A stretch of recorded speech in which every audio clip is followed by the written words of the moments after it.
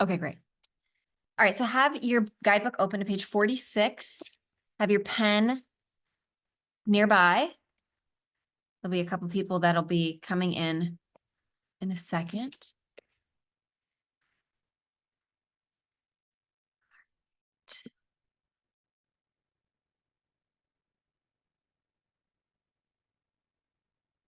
Right.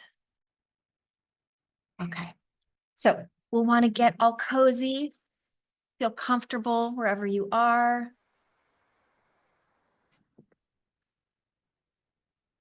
You have your essential oil with you right next to you. Great. If you don't, again, don't worry about it. If you do, you can put a little in your hand.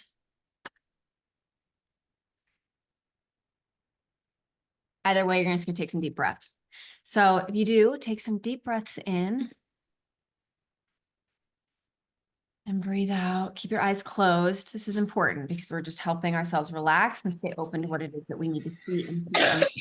If you didn't, please mute yourself. Okay. Mute all. I'll put that on mute all. All right. Take a deep breath in. Breathe out.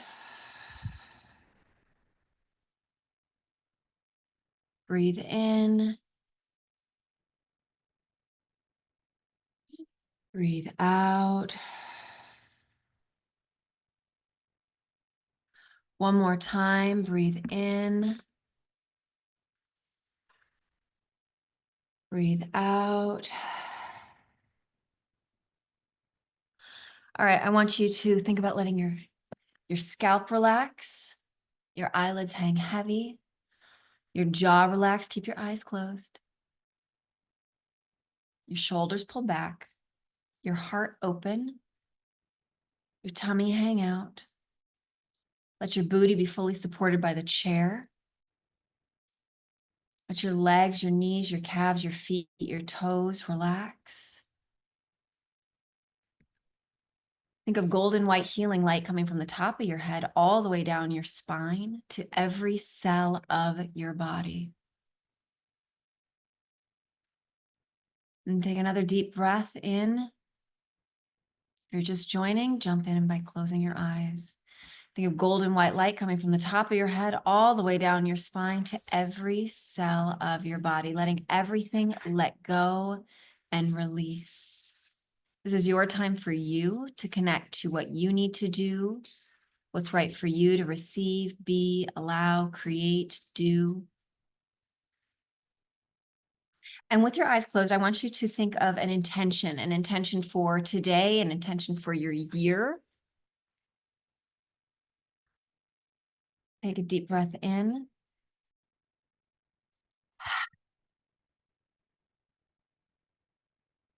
And think about that intention. Maybe it's more peace, maybe it's more insight, maybe it's more creativity. Maybe you need to rebuild. And now I want you to see yourself achieving it, being it, allowing it, receiving it. Visualization is very important, okay? We create what we believe we deserve and what we keep repeating in our minds. So what does it look like? What does it feel like? What does that sound like? Maybe smell or taste like?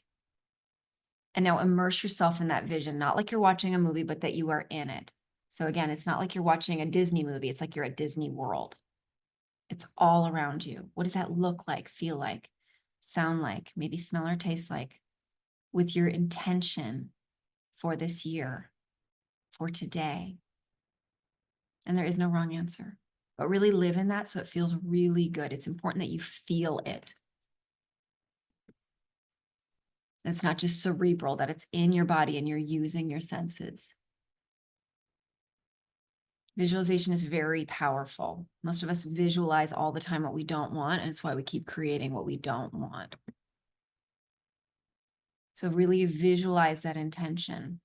You're living in it. You're doing imagination work, basically, in that world. It should feel so good that you're smiling now that you've achieved that intention. Because again, if you feel like something's out of reach, you will never achieve it. You will consciously or subconsciously sabotage it. You will not be aligned with it. So we are aligning with that frequency of what it is that you want to create. And if you don't quite know yet, just have it be about peace and openness. Take one more deep breath in and out. It's important, keep your eyes closed while you gently breathe. It's important to become relaxed and present to manifest. We cannot manifest out of anxiety. We cannot get insights and hear what we need to do and be led when we're in our head and anxious. When we're depressed and looking back, when we're anxious and looking too far forward, we need to be in the moment. That's what the monthly prompts help you with. Take one more deep breath in, really feeling that attention, knowing that it is now here, alive within you, being drawn to you. And take a deep breath out. All right. So for those of you that are a little late, I'm so grateful that you're on the call. Glad that you are safe. Just take some deep breaths to get in your body. So we have people that are remote. We have people doing some small groups. We have some people that are here. So if you see me looking around, there's a reason for it. Okay. We are in a time. And I think honestly, doing goal setting during a time of change is important because it is a good ability to calibrate what is important to us, right? What are the things that we grab when we need to evacuate? What are the things that we need to do when there's a crisis, when there's a passing, when we lose things, when we hear about things that are upsetting? I think it helps us realign with what do I really, really want? And this is a time to also get really settled on what do I really, really want versus what do I think I want? What you created last year may not fully align with what you need to create now. And that may alter again mid-year, which is why this is Guidebook set up the way it is. Destiny, who's on the call, sent a prayer to one of the communities that we're in, and I thought it was really perfect. So I'm just going to repeat it. It was from Justin McRoberts and Scott Erickson, and it said, "May I learn to make good out of what I've been given, rather than only make sense of it. May I learn to make good out of what I've been given, rather than only make sense of it." So this is a time to be able to, how can I create and plant seeds that will support my good and what my good is supposed to be. I also want to tell you a little story. I was organizing my house I feel like it was a pandemic, pre the evacuation. And I found this document that I did when I was in my early 20s. And it was a timeline that I made of like what I had done and what I was going to do all the way until I was 80 or maybe 86. It was with crayon, as one would do. But it was really interesting to see what I wrote. For some reason, I kept wanting to go to Portland. I don't know. Anyways, but there was things that are on there. Maybe there's something really interesting for me in Portland. I think I need to go and check that off. But almost everything else that I'd achieved. My point in sharing this, and I don't even remember writing this, is what you write down, what we have, the things that we're like, you want to do, it's your soul telling you this is something that's important to me. And sometimes things that look like a step backwards are actually a step in the right direction. Sometimes they're preparing us for what it is that we need to do next. And we wouldn't be able to do that if we weren't going through some sort of hardship. There is a saying, and I'm going to butcher it, but it's a version of good times create weak men, bad times create strong men. It's a version of that. Women. Says everyone on this call is women. But I think that that's a thing to look at, that during these times, the silver lining, which again is a page in the guidebook, how can you see the things that were hard and difficult, actually you were able to create something good from it, or at least extract something from it, that being the goal, right? So in this time, it's going to be fast and furious for a lot of the writing. let it be. It's meant to access both your right and left side of your brain. It's meant to help you be guttural. It's meant to help you be like, what is it that I really, really want? Which is the point of getting clear and, not taking too much time with it. It's to help us like get really connect our mind, our soul, our heart to what it is that like we is wanting to be expressed through us. So on page 46, we're going to start, and it's fast, but it's good. It's fast and it's good. And any questions you have along the way, just throw them in the chat and I will answer them as we go. Okay. Um, and just remember, for those of you that are perfectionists, which are a lot of you, a lot of you are type A, let it be messy. Let it be whatever it's supposed to be and see what flows to you instead of trying to let it, like trying to control it. See what comes to you. All right. And there are no wrong answers. The only thing I ask is try to write legibly. Ledger. Again, I write. I can't write and I can't talk. I got evacuated. All right. So we're going to take a deep breath in. Before we start, set a chime.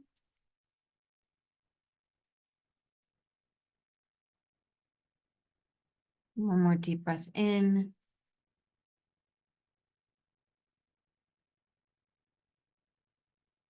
And one last.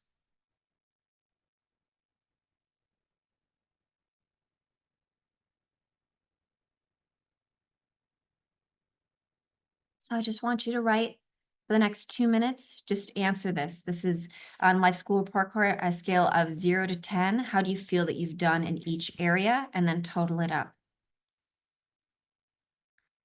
And don't overthink it. And it's whatever it means to you.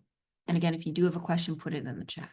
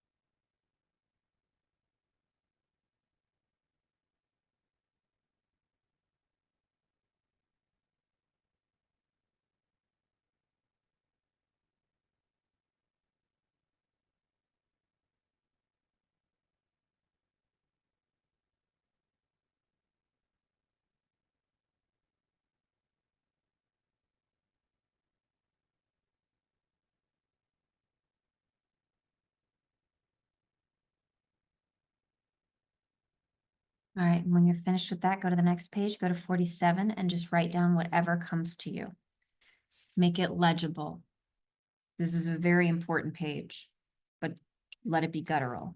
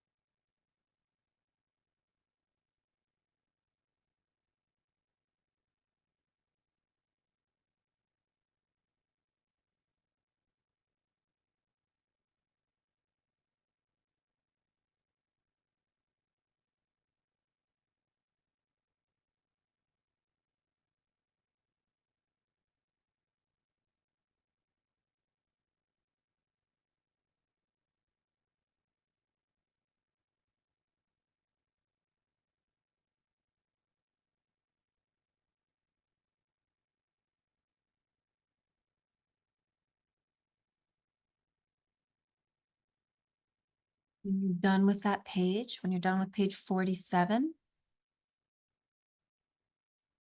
give me a thumbs up.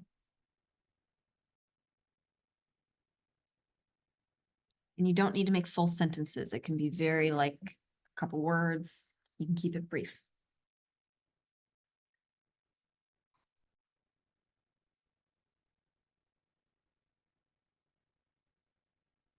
I'll give you guys one more minute on this page.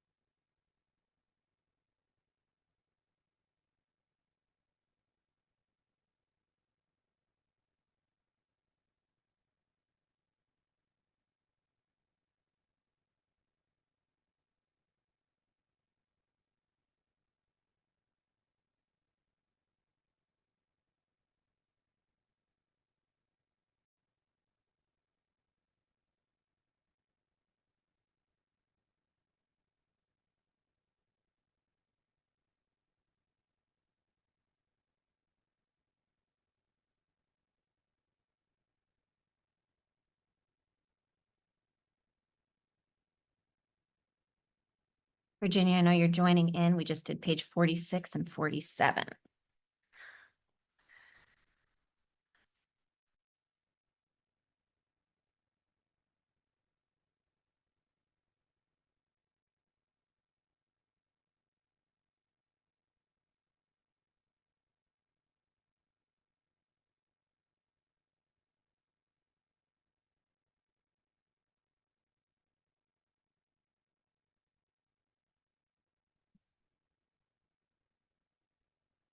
If you finished, I want you to look at the page and then really think about what is this trying to show me, and just put a little asterisk on top of the page and write it out.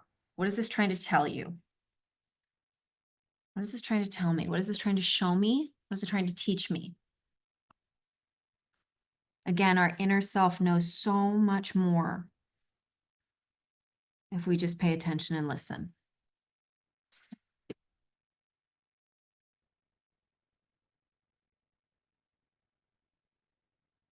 And when you put that in, for those that are on Zoom, I'd love you to just put it in the chat as well.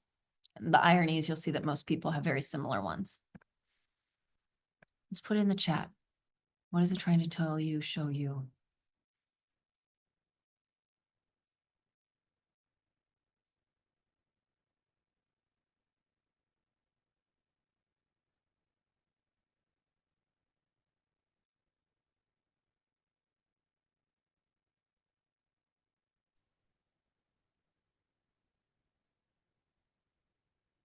Mhm.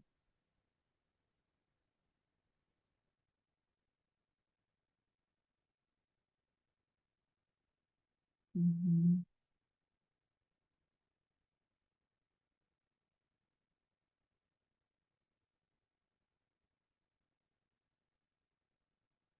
Mm. Yeah.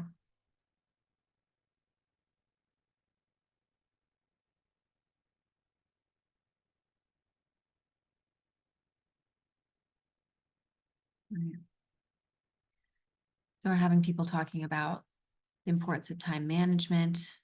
We don't need to dim others so I can be liked. Procrastination is the enemy, right? About feeling overwhelmed. Right. So for those that feel overwhelmed, I really, really would love you to view this as an experiment for the next 3 months of consistently using the guidebook weekly pages and planning out your week and how much time it has to let go of fear of setting goals. Yeah, great, Krista. And that it is also a really great exercise, and I do this a lot with private clients, to spend a week or two writing out exactly how you do spend your time.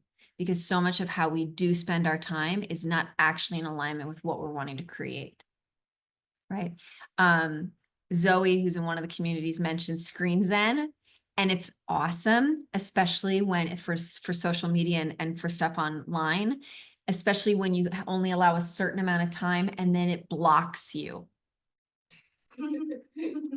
So, I really recommend that, because being blocked out, and when you realize like, oh, I'm only going to waste 30 minutes today on this, because it can go like that, right? So that's a wonderful thing that you can do as well. So you put it up top. This is a good thing for you to recognize. I want you to take on 46, what area that you need to really work on, and just put it on the top. I just want you to put a little asterisk, because we're going to get into another part where we go really fast, but these pages really highlight what it is we need. So maybe it's like physical, right? Maybe you're not feeling strong and healthy. Maybe you're not paying attention and having a good relationship with your money, right? Maybe you need to repair a relationship or set boundaries with someone, or have a silent divorce with someone by gently removing yourself from that situation, right? If abundance is an issue, meaning that you haven't yet mastered financial literacy, And that's all that that means, by the way. It just means that you don't have yet the skills around financial literacy.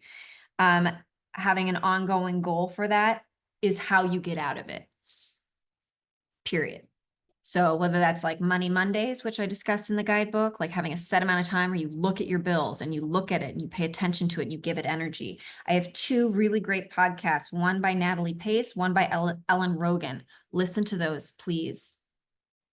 All right. If money is something that is, and then there's a section in the guidebook as well about your finances. And then every quarter, look at what your net worth is. So you're paying attention to it.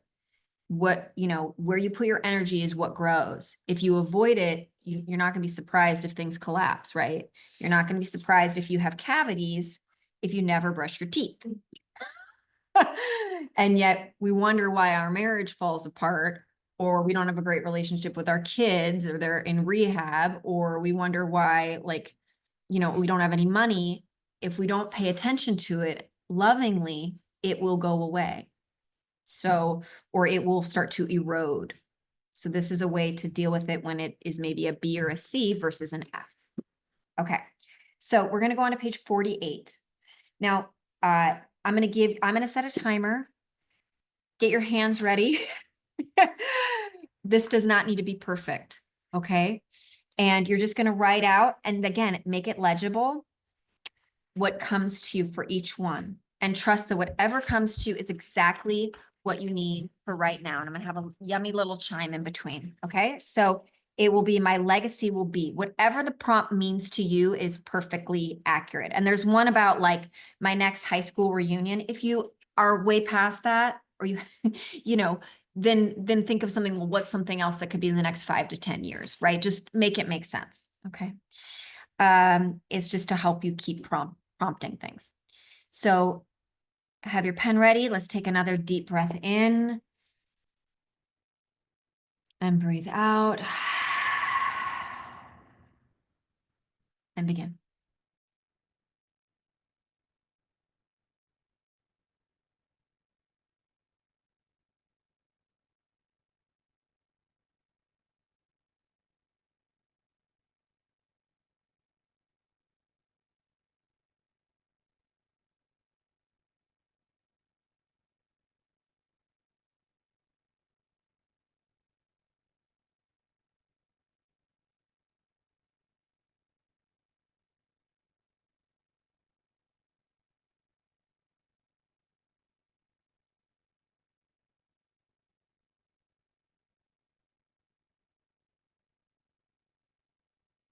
And move on to the next one.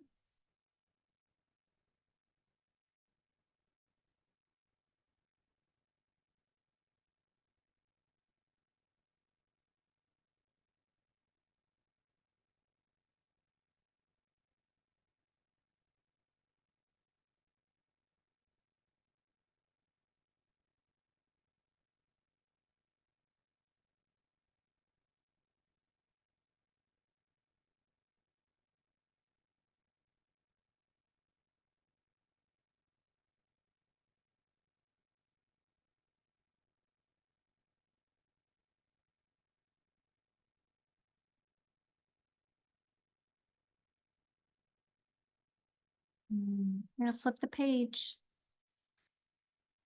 By my next high school reunion, I will have whatever that means to you.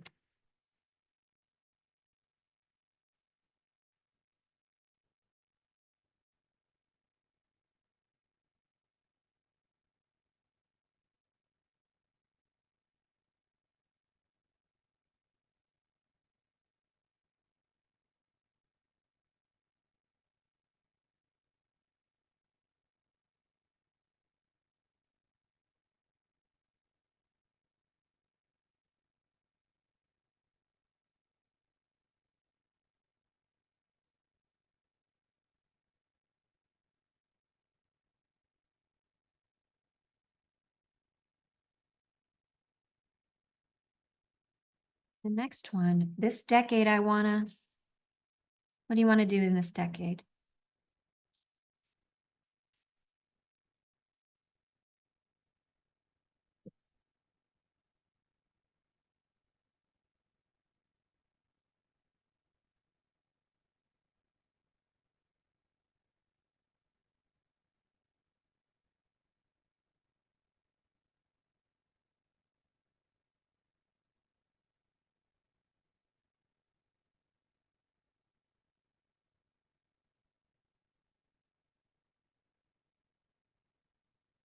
Mm.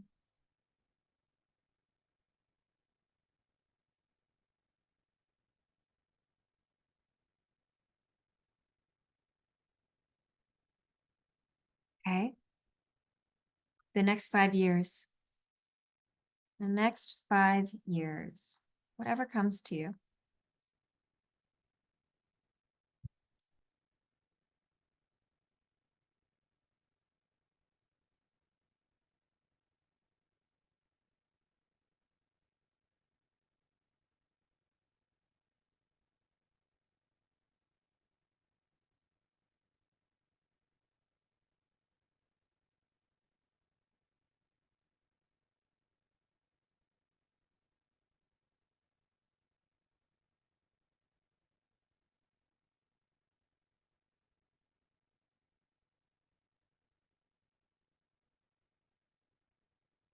All right. In 365 days, I will,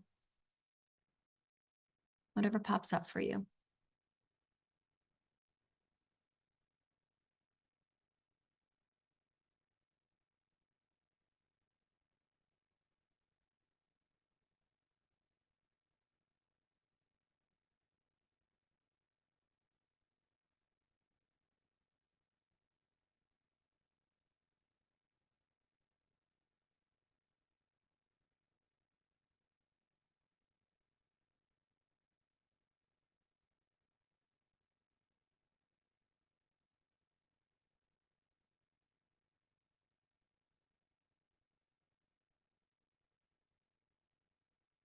Okay, turn the page. Mid-year, I will, and again, none of this needs to be right. This is just brainstorming. Mid-year, I will what?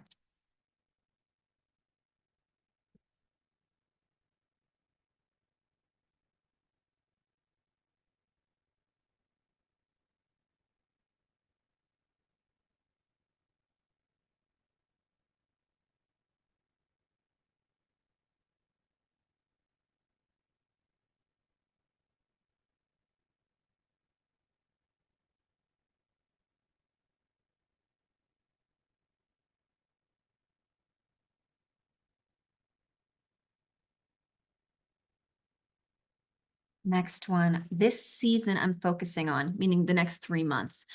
This season I'm focusing on what?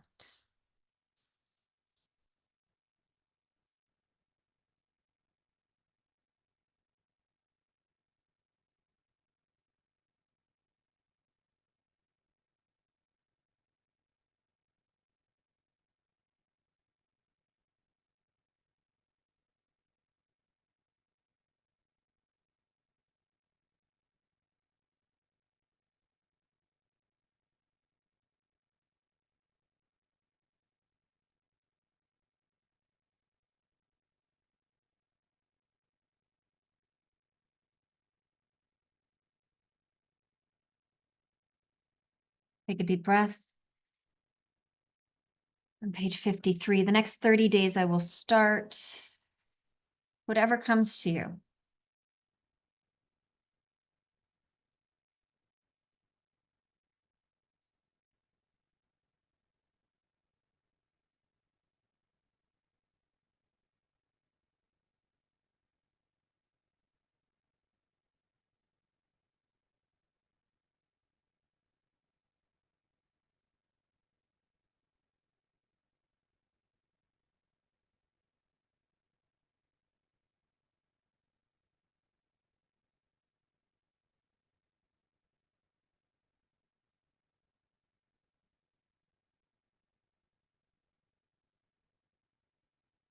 These habits will help me create my vision.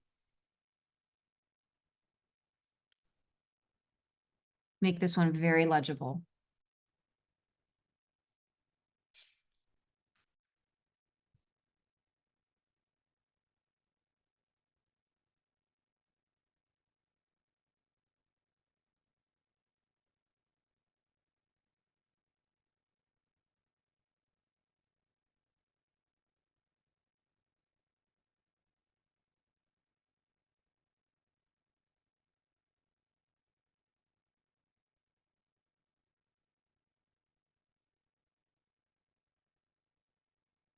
I'm giving you a little extra time on this one because this one's very important.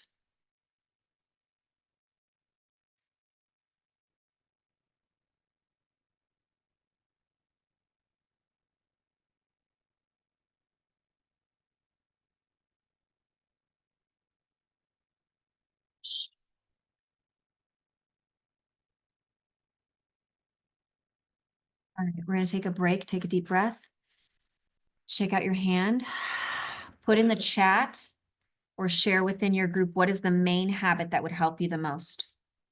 So if you're on the west side, share within you guys, the people on Zoom, share right now. What is the habit that will help you the most? Okay.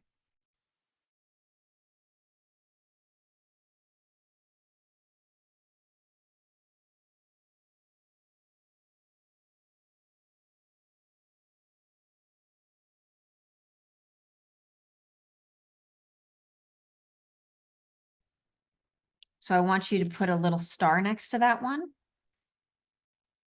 These are probably going to be the main habits you work on during the year, but the one that you put the most should be the one you focus on within your habit tracker starting this month.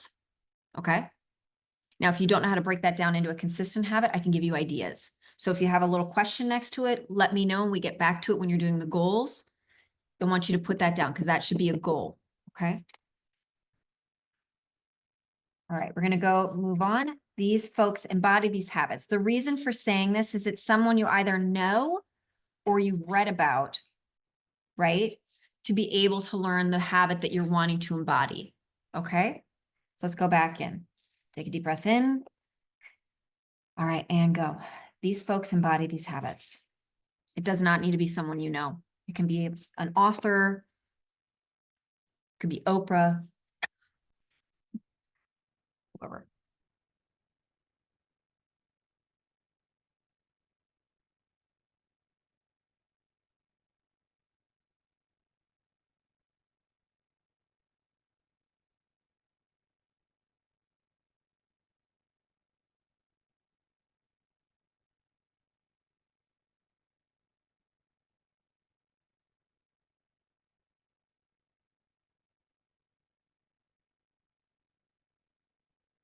All right, next one. These folks would be amazing mentors for me, living or deceased.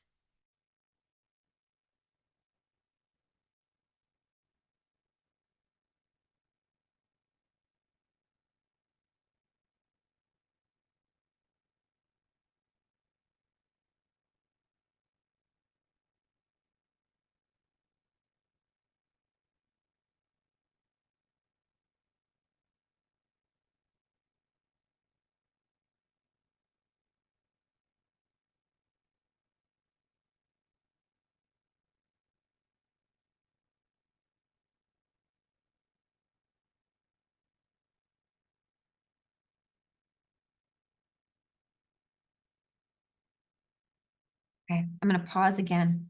These folks would be amazing mentors for me. So there's an exercise in Change Your Paradigm, Change Your Life by Bill Proctor. And he talks about envisioning the people in your life that are amazing mentors for you. So I want you to close your eyes. I want you to think about who your list is, and I want you to put them in different chairs around your table, right? If you're the queen, they're your advisors, right? Who's to your left? See them. And take a deep breath in. Keep your eyes closed. Really envision these mentors. Again, they could be dead or alive. It could be Jesus. It could be Buddha. It could be Muhammad. It could be whoever it is that you believe is the most important people. Oprah. It could be, your neighbor down the street who you think is really wise, right? I want you to see that this is a very special place. I want you to put it in a very special room for yourself. You're calm in this space. This is your advisory board. So when you have a problem and you don't know what to do, instead of letting your lower self figure it out. I want you to go to your advisory board, go to this special place and ask for advice and hear what they say. We're going to do it really quick, just as an exercise. So I want you to bring one problem or one hurdle that you're dealing with and put it on the table.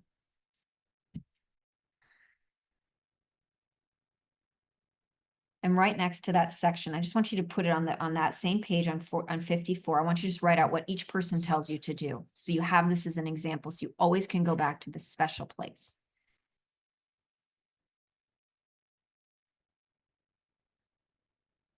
Very quickly.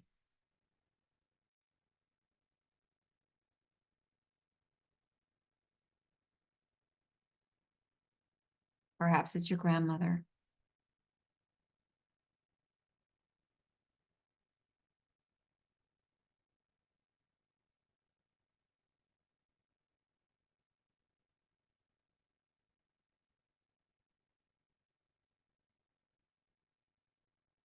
I want you to reread what it is that they said to you. And I want you to put in the chat what the realization was. Or if in your small group, I want you to just share what is the realization. Okay?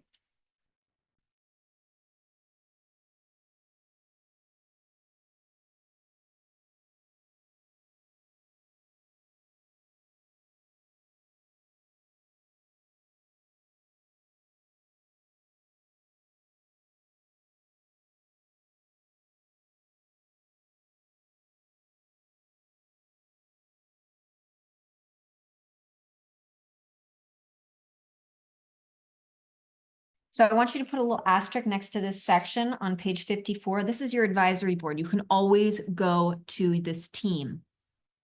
Okay. Now, I'm not saying don't pray, don't do all of that. If you have faith and religion, run at that too. But this is an exercise that you always can go to when you don't know what to do. So you're not running at your lower self trying to put out fires, because again, we cannot manifest when in a state of anxiety, stress, and overwhelm. Right? We'll just create more anxiety, stress, and overwhelm. All right, so I want to nurture these relationships. Take a deep breath. Next page, 55.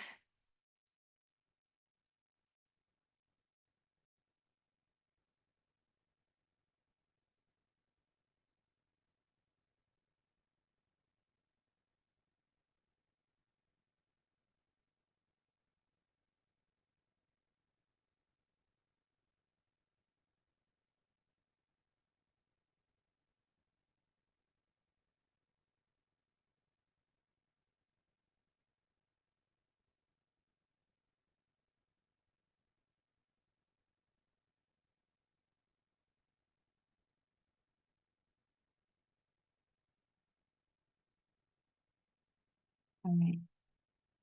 Next, I need to heal these relationships. Maybe it's with your mother.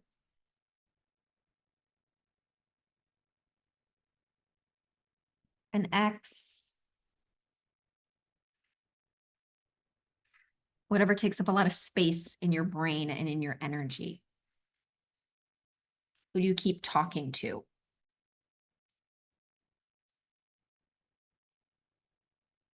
Even if you're not really talking to them.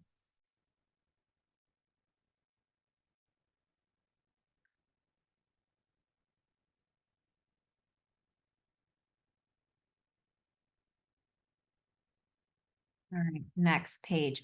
This is a big one. I need to heal, forgive, let go, or have radical acceptance towards. Radical acceptance, you're just accepting this is what is. Even if you don't like it, especially if you don't like it.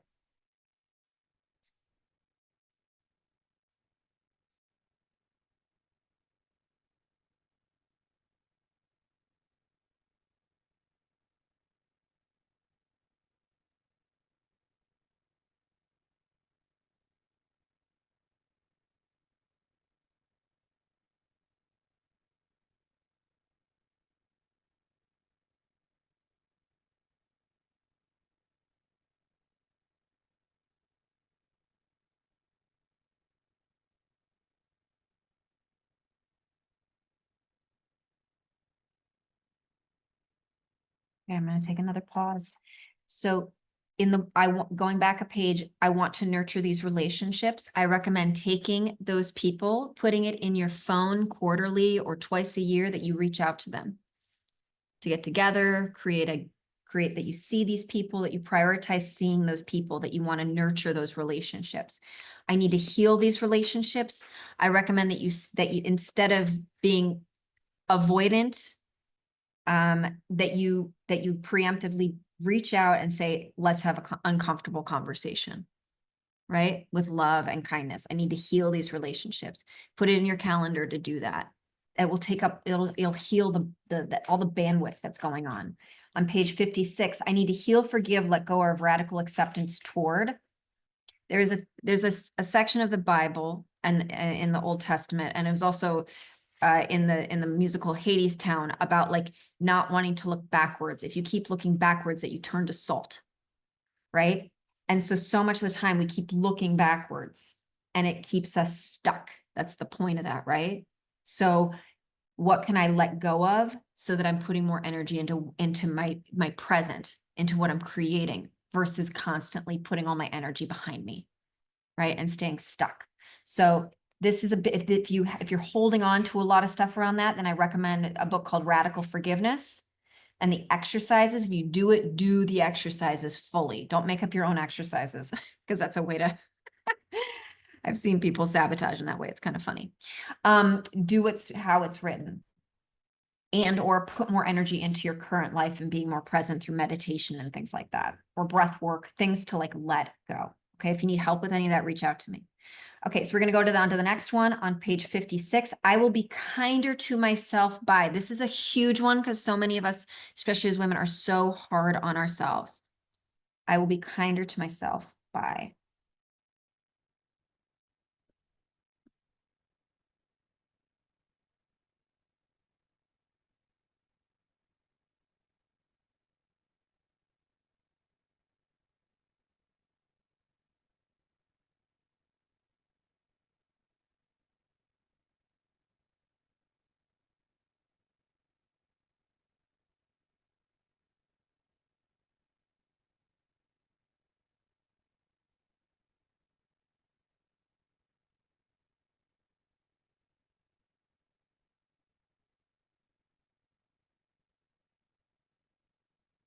Okay, let's go to the next one. I am passionate about. Remember, things that we're passionate about are part of our purpose, even if that doesn't mean that that's what we need to make a living doing, right? What are you passionate about? What lights you up?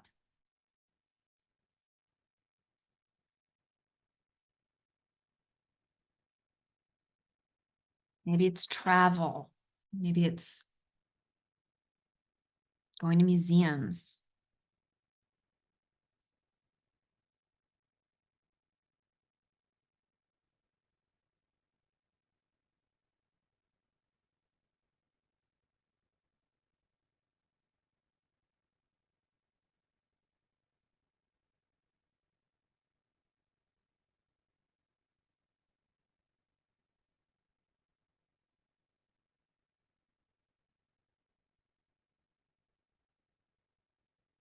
Okay, I want you to take a breath. I want you to put an asterisk here and I want you to put fun goals. Fun goals. I'm passionate about. If all you're doing is being productive, you will sprint and burn out. You cannot just sprint and burn out. Okay. So if you're passionate about dancing, taking a dance class is important, right? And if it's not within your budget, how can you dance at home? All right. So you can always find a win-win. What am I passionate about? Okay. You have to do things that fill you up to have fuel to move forward. You cannot drive a car and then never go to a gas station to rest and recover, right? So many people burn the candle at both ends and they wonder why they can't move forward because they have health issues, right? So what am I passionate about? How can I fuel myself? Okay. Especially as women, it's so important that we do that so we can feel in our essence and our femininity. All right, let's go to the next one. My purpose is to, and just see what comes to you. It doesn't need to be right. My purpose is to.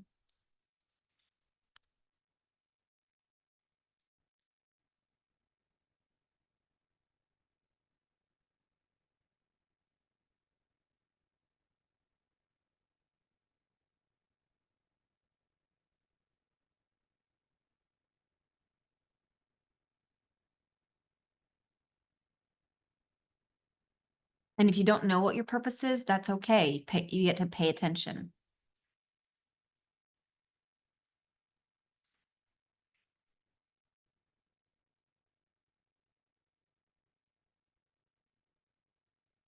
Go to the next one. Next page. I'm going to play more by what?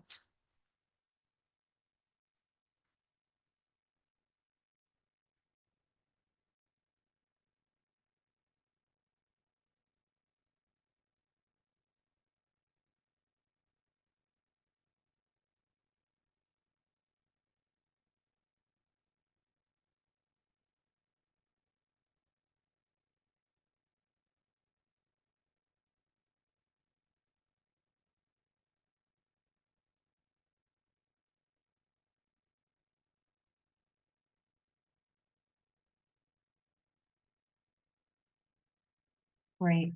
I want you to put an asterisk there and put fun goals. Again, most of us overlook the fun goals. You need to have at least 3, either a habit or goal. I'm going to play more by what? Again, it could be that you do a morning dance every morning with your kid or by yourself or in the nude or whatever, right? Whatever like lights you up. I'm going to play more by what? Having more girls' nights. Maybe that's trading babysitters, with a friend, right? So it's within one's budget. Okay, go to the next one. I'm going to reduce my stress by.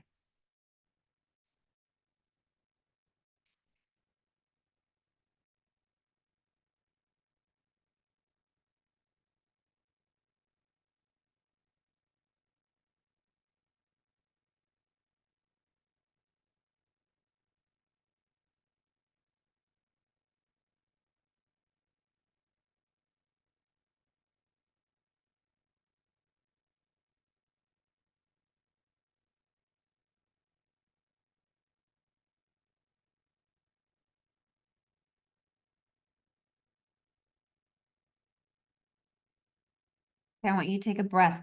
You put all these things you're going to do to reduce your stress. Now I want you to make it stupid simple, right? So instead of saying I'm going to meditate twice a day for 30 minutes and do my morning pages and do this and this and this and this and be completely unrealistic, right? And maybe for a period of time you can do parts of that, but like what's the simplest, stupidest version of reducing your stress? Write that down. What is one stupidly simple way that you can reduce your stress? Maybe it's taking 3 breaths between activities after you've been working, and you pick up your kid from school so that you can be a better mom, be in mom mode. A transition time that Allison Armstrong talks about that's so necessary, especially when you're in a masculine energy.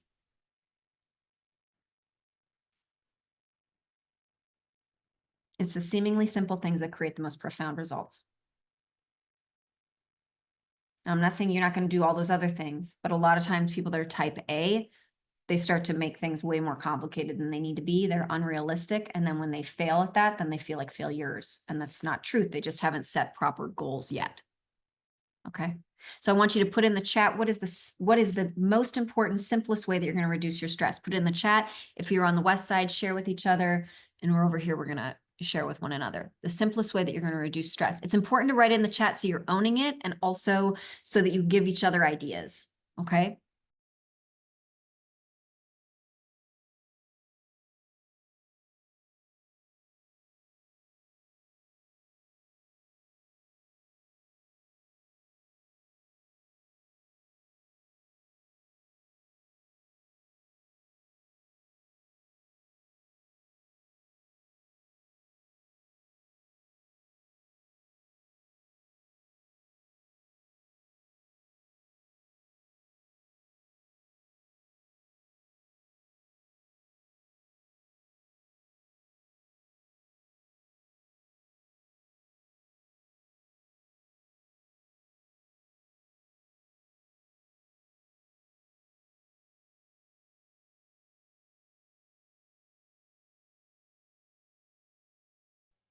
All right, ladies, really good. And also, if you're feeling out of alignment, we have on Spotify, if you listen to Spotify, we have the inspirational playlist. Just put in the New Hollywood inspirational playlist. It's just another way to like change your energy. Okay, great. All right. So put a little asterisk next to that so you know like that needs to be a goal or it needs to be part of how you implement within your goals for stress. Okay. So I'm going to increase my financial abundance by, go.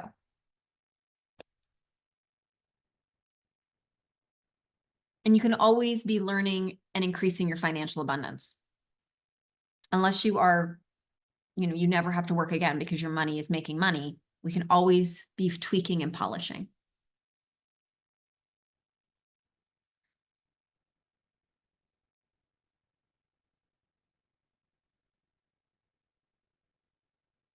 Maybe it's learning how to get into rental properties so you have an additional stream of income. Maybe it's having a diversified portfolio. Maybe it's setting up your IRA and contributing to it consistently. Maybe it's reading about money books like ABC of Money by Natalie Pace, so you just understand the basics. Okay. All right, we're going to go down to the next one, giving back. How do you want to give back this year?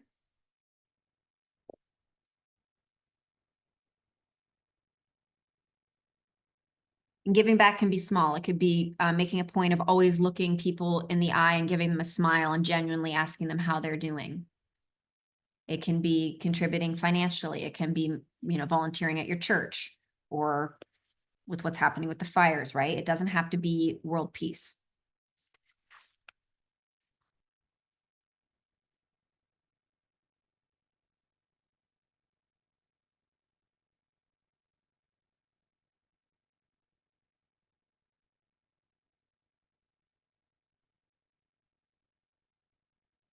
All right, we're going to go to my excuses.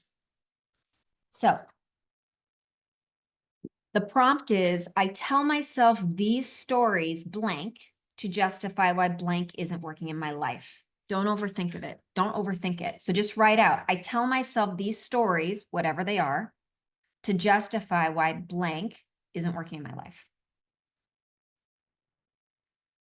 And then when you've done that, go on to the next page.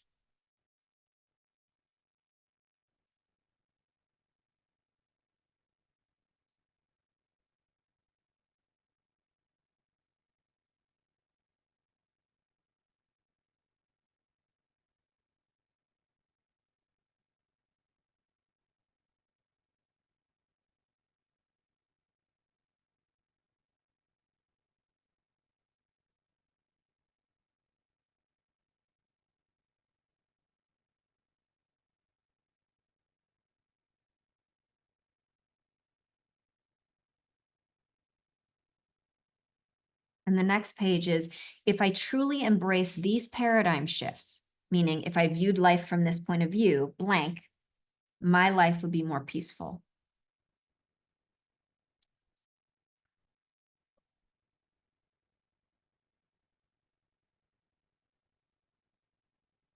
This doesn't need to be a dissertation, just whatever comes to mind.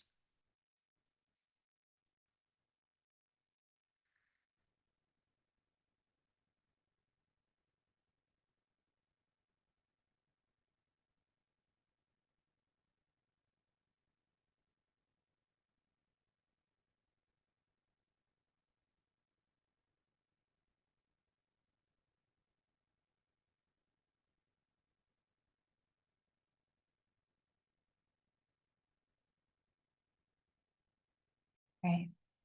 Take a deep breath. Breathe out.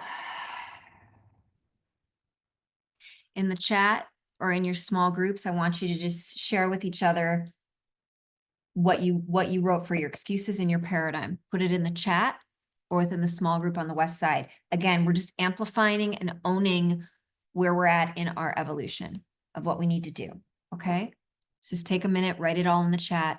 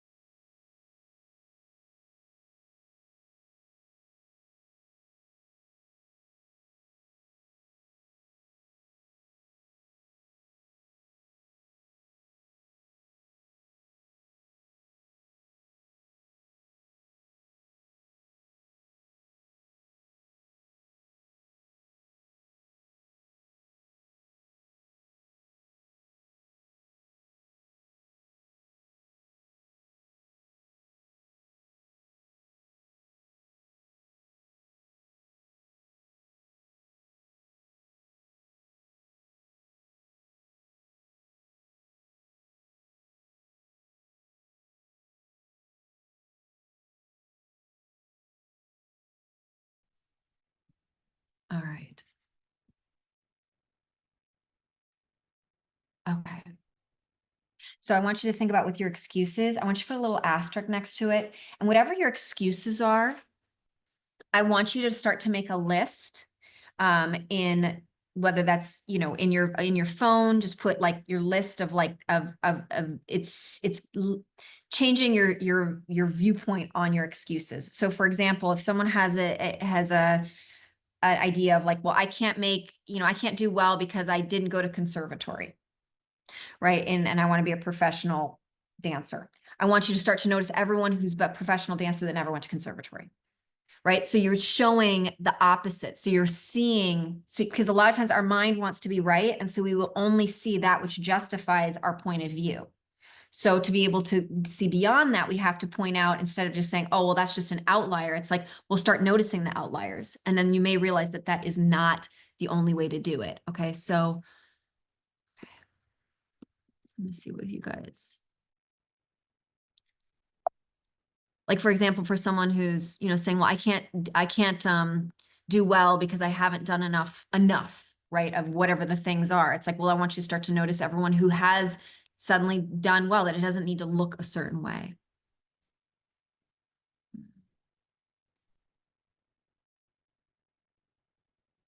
Right? Like sometimes people think like I know there's a paradigm of like, oh, well, that's nepotism and this person got this and that. And that's why I don't have, and it's like point and start to notice all the people who didn't have nepotism that got really far in life. All the people who didn't finish college that did really well in life, right? I mean, the list is far and wide.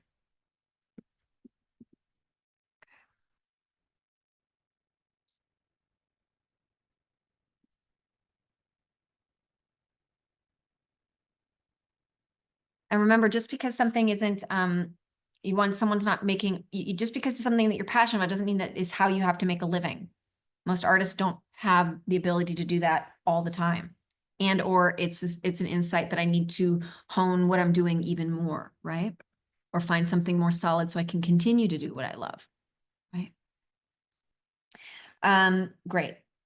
This is great. So I just want you to write that down and put little asterisks next to, like, especially my paradigm. If I truly viewed this paradigm, my life would be more peaceful. Like maybe it's I'm being led. All right, let's go to the next page, 62. This is a really important one. I want you to put a little asterisk next to this page as well, because when you go back to set your goals, these pages are the ones that you're going to really look at. Okay.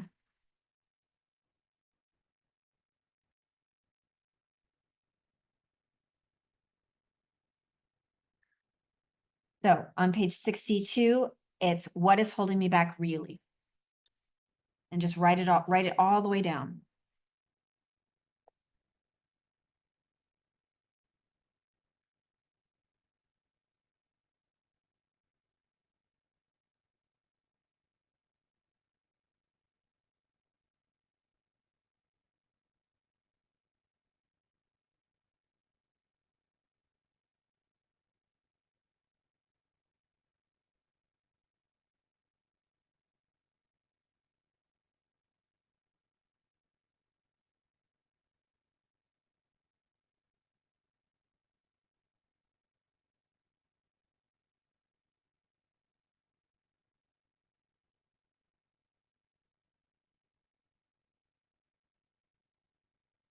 It's around get real and rise up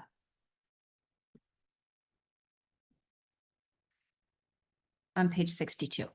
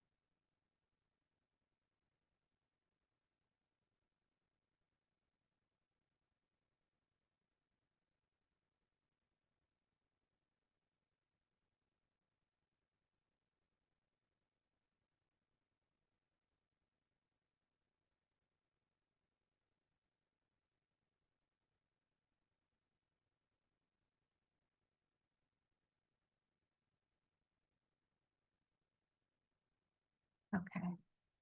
All right. Just finish up that thought. Put an asterisk next to what actions and habits would be most beneficial to help solve this problem. Okay. I also want to go back to page 60 with my excuses. I want you to have a little section, just write it down, and I want you to write, what can I do? For my excuses, what can I do? What can I do?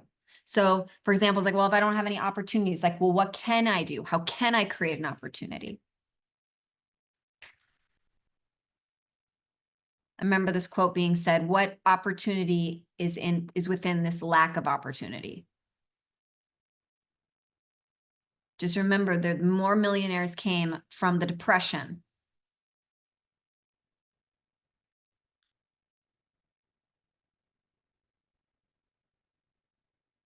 Not that that's necessarily the goal, but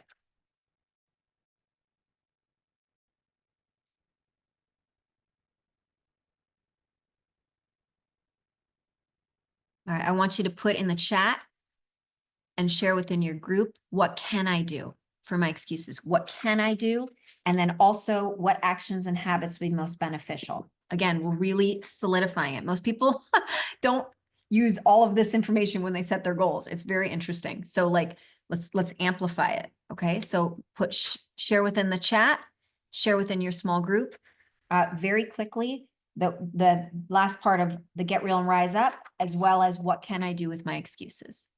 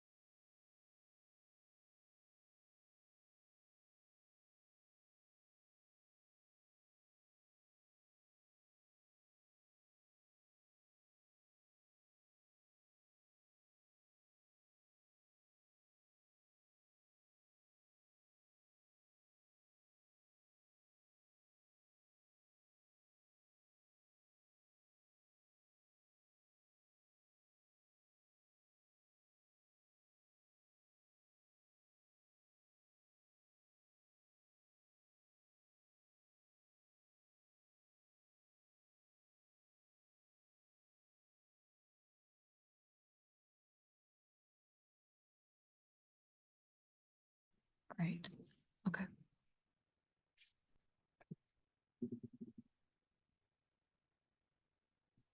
So if you go down comparison mode a lot, right? Like for those of you that, tend to compare, again, what is the trigger?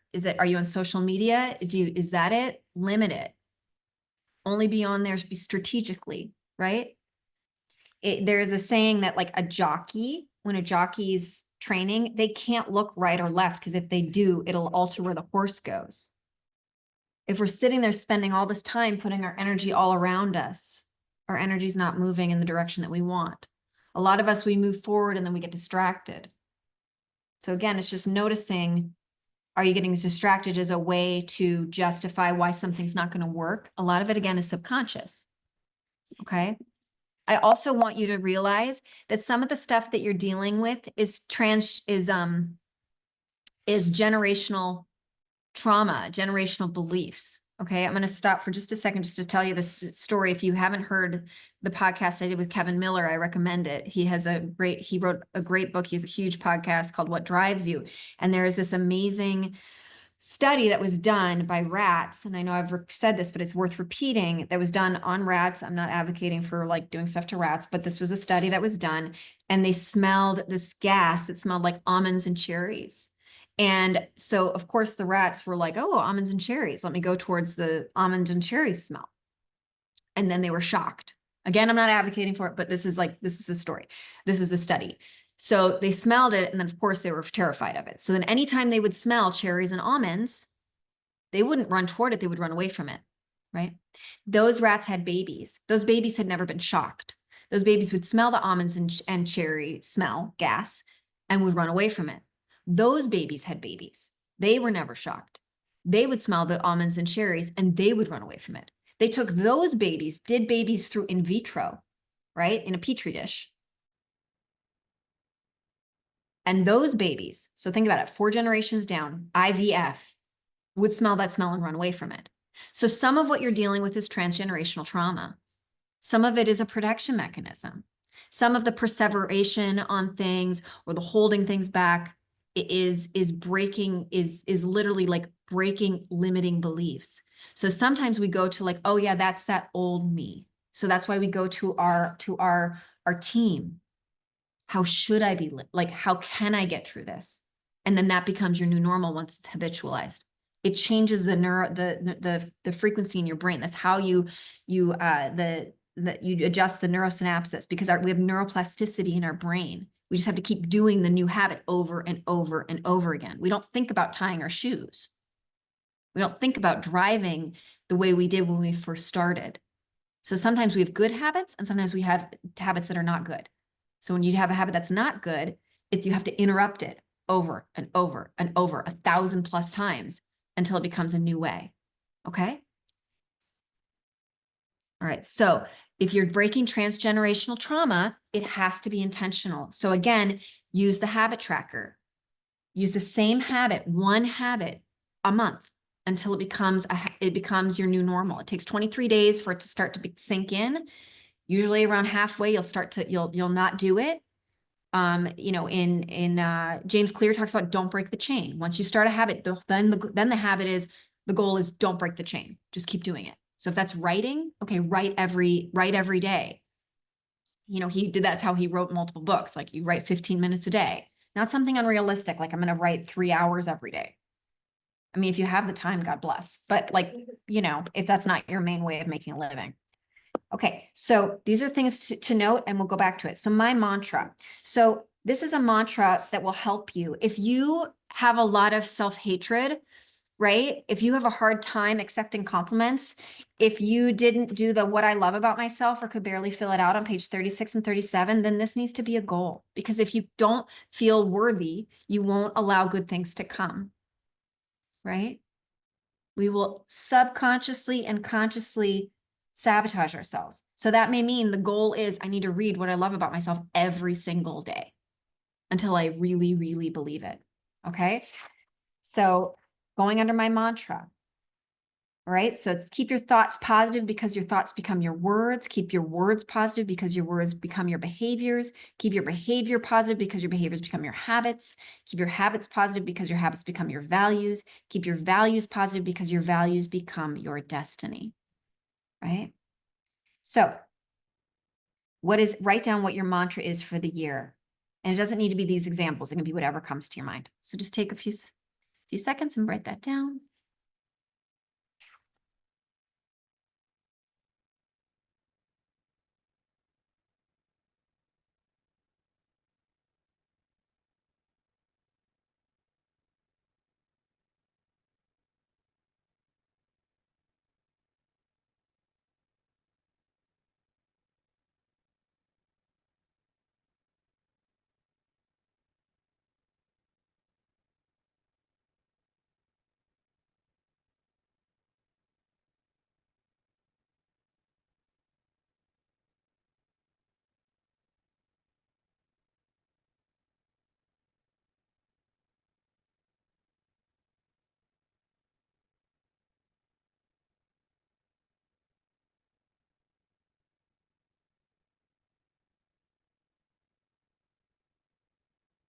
Okay, great.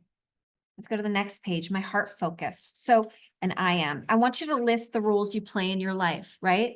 Are you a mother? Are you a CEO? Are you a daughter? Are you like, what are the things that you are? Just write them down. An artist, an activist. What are the roles that you play?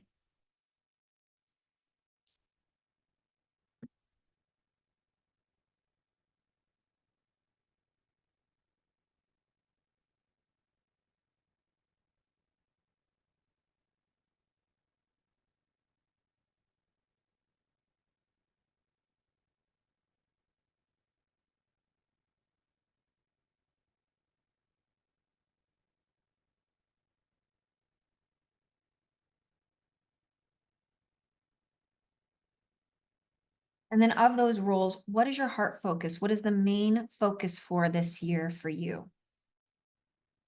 It can change, but let's just set one now. My heart focus is this.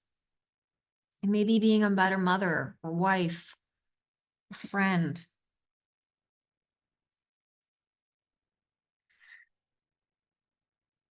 And then I want you to go down to I am. I am what? What is your soul calling for you to be? I am. And it can be, I'm a really good person who lights up a room. It doesn't have to be something that you would get an award for.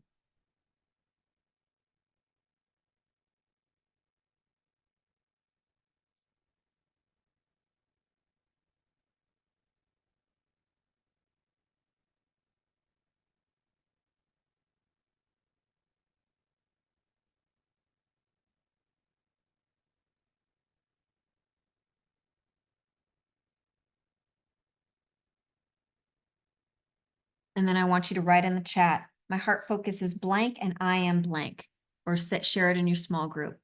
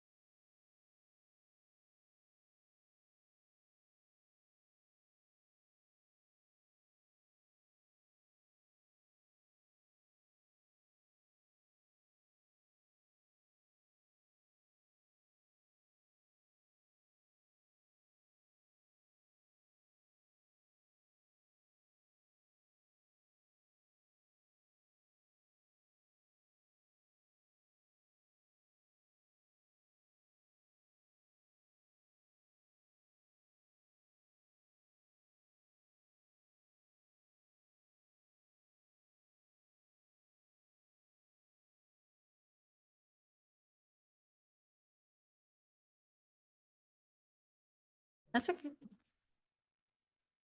Okay.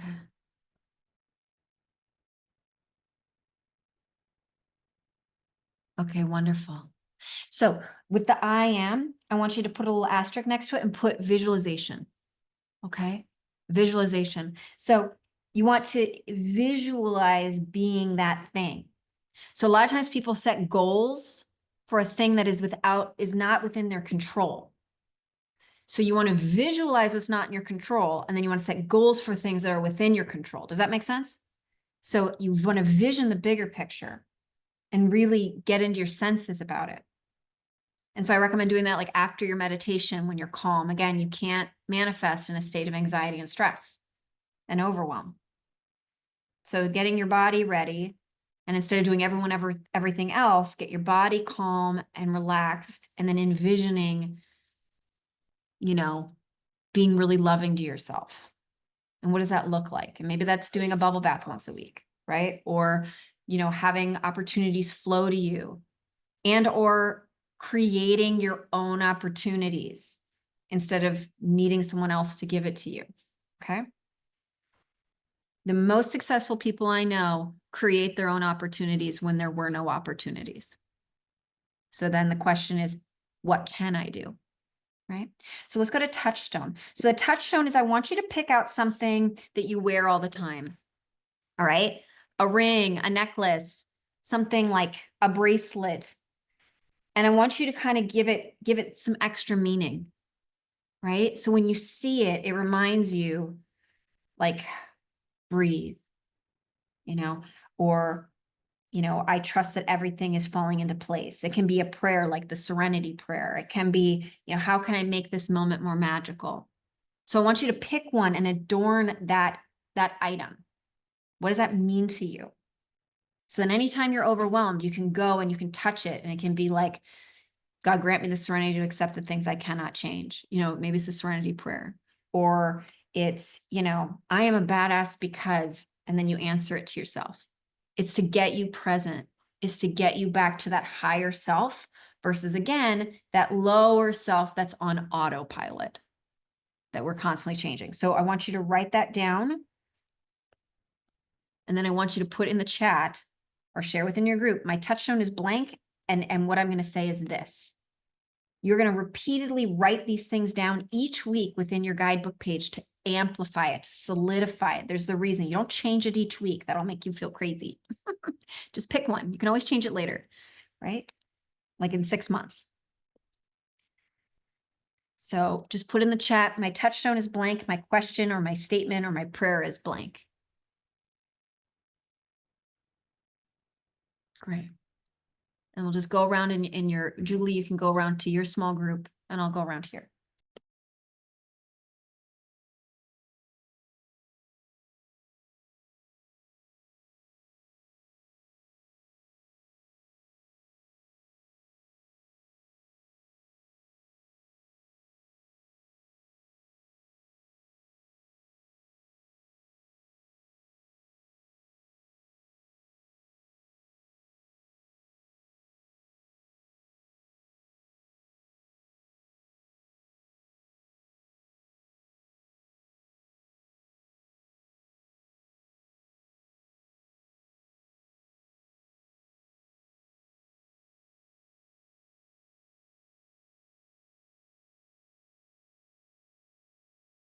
That's because something like that. So you want to keep them positive, right? So because our brains, words matter, right? Okay, now we're going to go into silver linings, the next page. Okay. Great. These are all great, ladies.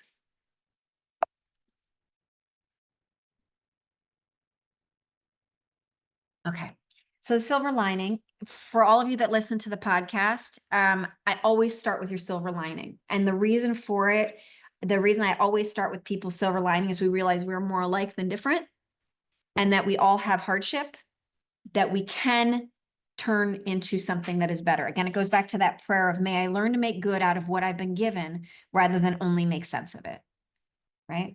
So much of the time we spend so much time trying to make sense of what has happened. And I'm not saying we shouldn't try to make sense of certain things, but sometimes we just don't know. So instead, how can I learn to just make good out of what I've been given? And I'm not saying that don't grieve and don't go through process, but sometimes we get stuck in process, right? So I want you to write out one obstacle that you've gone through, one lesson you learned, and one silver lining.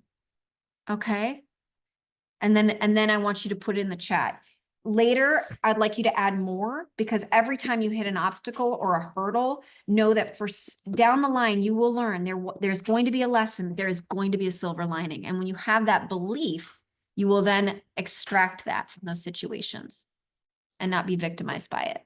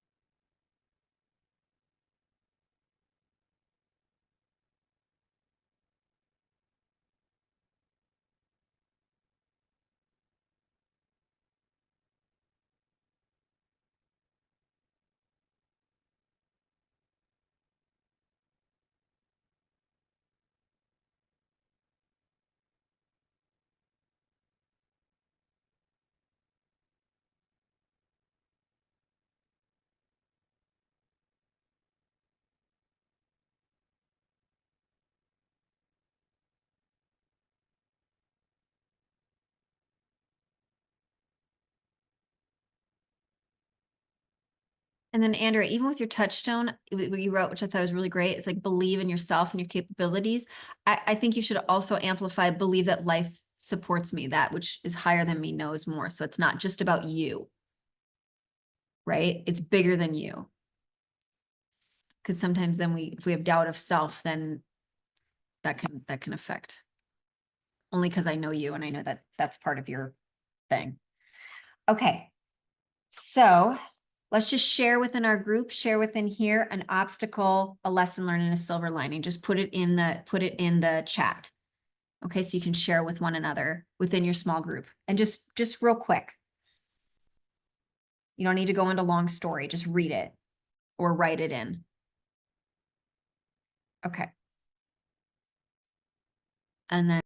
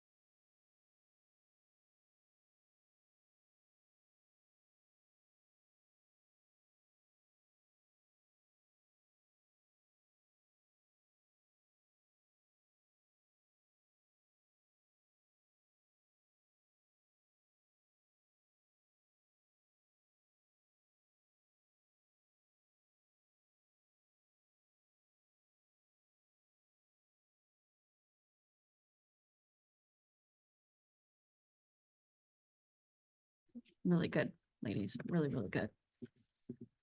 Okay. Really good.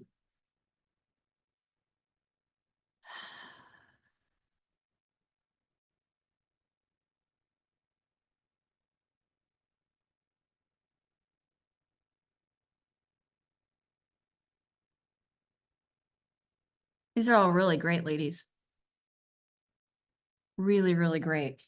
So as you're going through your year, I want you to also put in your notes page, and let's just do it right now.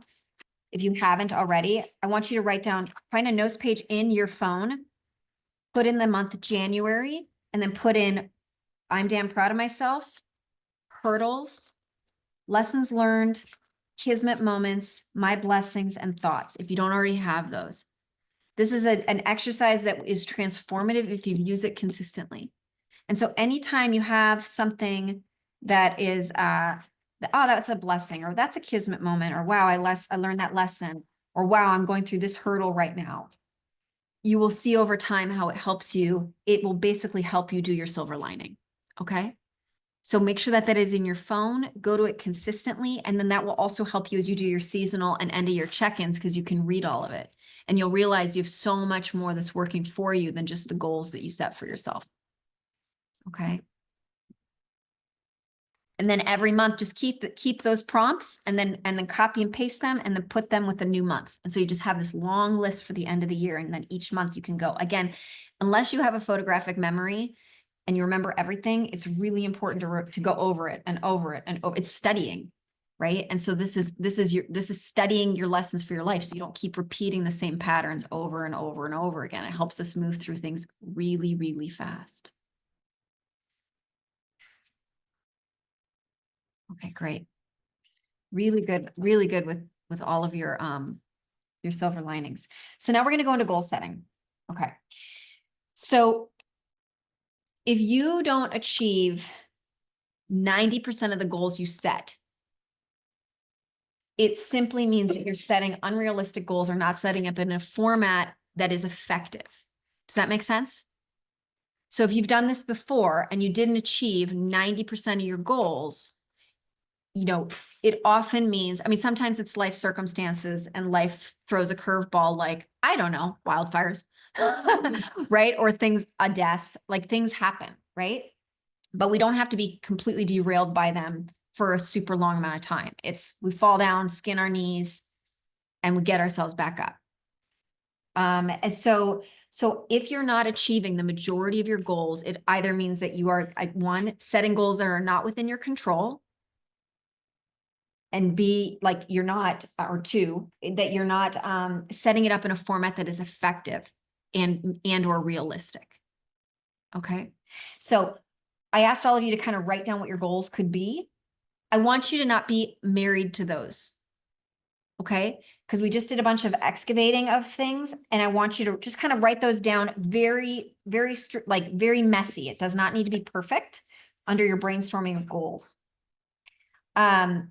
Of your goals, I want you to remember this Russian proverb. If you chase two rabbits, you will catch neither one, or you cannot catch either one. So you have to know what is the priority. If a part of your life is on fire, meaning you're like anxious and can't focus because you don't have your money, then that is the fire you have to address first. If your marriage is starting to go into shambles, you got to deal with it so your whole life doesn't implode. If you are married or in a significant relationship, there should be a goal around your marriage. If you have a child, there should be a goal around being a parent. Unless you're financially independent, there should be some sort of goal around financial literacy, unless you have already habitualized that, right? If you beat yourself up and you're constantly wanting to like do things to yourself because you feel like you're never enough, then there should be some sort of goal around self-love. If you're constantly exhausted, then it means that you get to, not need to, but you get to organize your time differently. Be better with your time management. If you have a survival job, it's time to find a thriving job. And again, not everyone at all times is going to be making a living at the thing they're passionate about, especially in careers that are in flux. Most authors have another job. We can love multiple things. Okay. So I want you to just take a few minutes and write down that. And again, being realistic. Like I wrote, if you're a brand new parent, you need to be realistic with your time.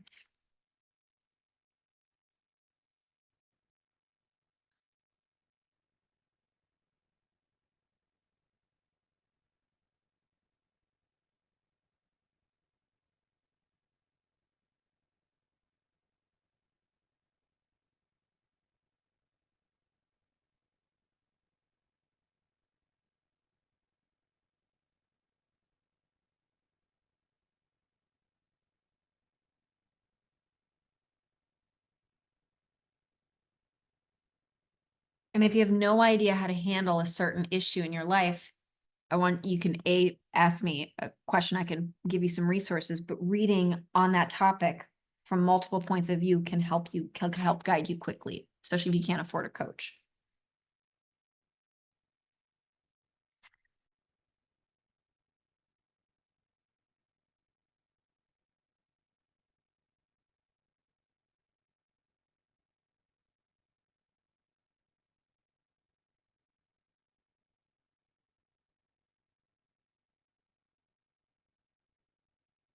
I'd like you to limit it to 12 goals. 3 minimally, or 3 max professional, 3 max personal, 3 habits around, 3 fun, right? You can adjust it if needed, but it can't just be all productivity. And if your goal is to be more present or something that's vague that you can't check, I want you to put it in the chat and I will help you write it out very quickly. So it makes sense. Use me right now. How you set your goals equals how you will achieve them at the end of the year. Personal, professional, fun. Personal, professional, fun habits.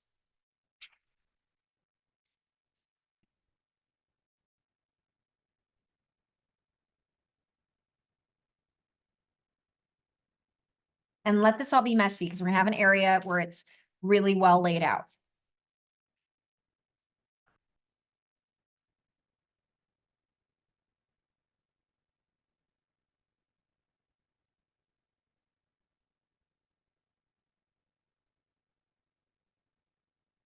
I would also like you to look at page 14. This is literally how to write the goal. It needs to be action-oriented, specific, measurable, has a deadline, unless it's a habit. Better communicating. Will you please write, Destiny, write out exactly what you mean to me? Better communicating. Like what's the problem or the intention, so I can help you refine it. So Michaela, for maintaining self-discipline, I would put weekly using the MYM guidebook and with your time management. First, I would do a week, literally just figuring out exactly how you spend your time so you can compare and contrast. And then the second one would be then just putting it out and being really realistic and include things like getting groceries, cleaning my place, going out on dates, like whatever the things are, like being real about your time. How long it takes to actually get places, right? Okay, so better communicating. Okay. Yeah. Okay. So there's a lot of things with that, Destiny, because there's a book called How to Win Friends and Influence People, right? So that helps with conflict resolution and how to communicate. Most people don't communicate effectively. There's also looking at the Gottman materials, because even if it's relationship romantic, it completely reflects for other types of relationships. Like there's a book called The 7 Habits of The 7 Secrets That Make Marriage Work, I think is what it's called. Something 7 Secrets Marriage Gottman. Okay. How do I spell the material you refer to? How to Win Friends and Influence People. That's like an oldie but a goodie. It's a classic. And then Gottman materials. And they have tons on conflict resolution for relationships, because how you deal with conflicts within your personal life will completely reflect how you deal with conflicts professionally. If you're in any sort of leadership position, knowing how to communicate effectively, like How to Win Friends and Influence People, and also Gottman materials, if you haven't mastered that within your personal relationships. And again, if it hasn't been modeled to you, you can't get mad at yourself. You didn't know. So 14, action-oriented, specific, measurable, has a deadline. I want you to also go back and look at what we just did, what we just excavated, because those should be goals too. So take a little bit of time with what we just did and look back at everything that we just wrote about. Okay. So less comparison, so I have less checking IMDb and deadline, but that's not like necessarily a. I think the habit is, well, why are you checking IMDb or deadline? Because I'm looking at other people, I'm seeing what. So I think it would be not doing it at all, Okay. That's. because it doesn't help you at all. It doesn't help you to know who booked what. Yeah. It keeps you out of your lane. What you said? Yeah. Oh my God, it's. Actually in Canada over Christmas and I saw you. Oh. You were in Criminal Minds. That's a fun one. Yeah. So I would just take it off your phone. Great. So if there's anything that you have on your phone, an app, if there are people that you follow that make you feel yucky, that don't like make you feel great, block, unfollow, mute, right? If they're a friend, mute.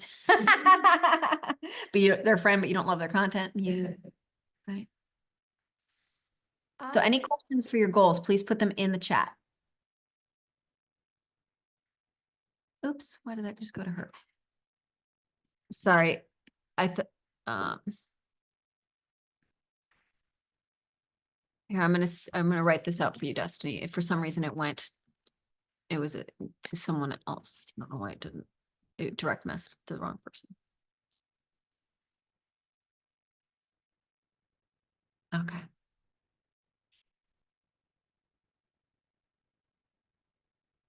Okay, a habit is a habit, meaning you do something all the time. A goal is something with a certain amount of deadline, right? So like some goals, you might write 3 times a week, that's a goal. If you're meditating every day, that's a habit. Does that make sense? A habit is something you're habitualizing doing consistently. A goal is something that you're I'm, creating a short, I'm doing debt management. Now, Some money goals might be a habit goal. Like, you know, you might spend a month writing down exactly how you spend, what you spend. So you're really aware of, you know, and maybe before you buy something, you may say like, is this a need or a want? Do I need it or do I just want it? And if I want it, why? It might be, oh, because I just want to feel better. Right. Does that answer your question, Marietta? Okay, great. Group writing.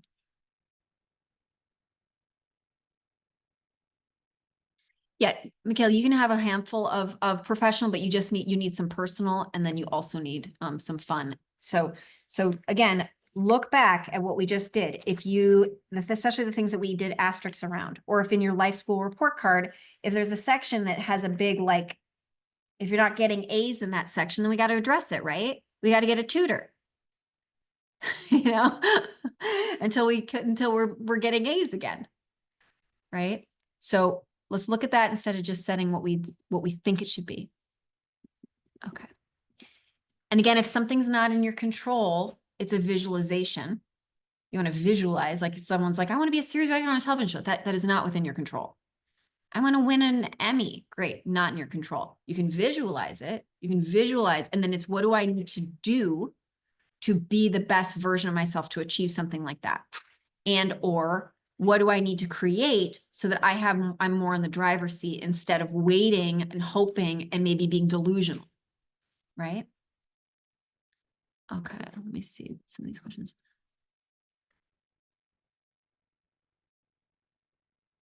Okay, Ellen, this is great. Grow my comfortable level with challenging uncomfortable conversations. Yeah, that's just, it's a mushy goal. So challenging uncomfortable conversations might be, I need like setting, I'm going to, in the month of February, I'm going to address this, this, and this. You know, or grow my community of doers and shakers in my field. That may mean go to one networking event a month, or initiate one networking event a month that is, and networking has a funky connotation, but it may mean of people that I love and respect, right? So it's something less like funky. Does that help? Just put it in the chat so I know.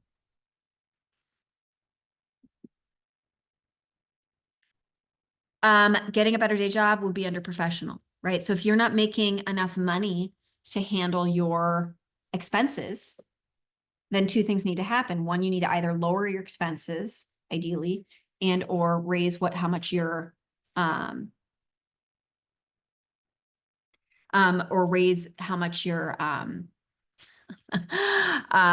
raise how much you're earning. Sorry, I just got distracted by what someone put in the chat.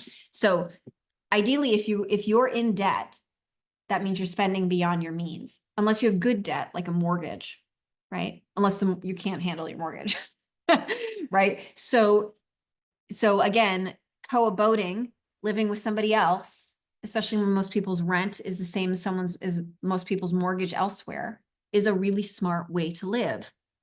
Even if you got a house with a handful of people and you just had an agreement that it's a sanctuary space, right?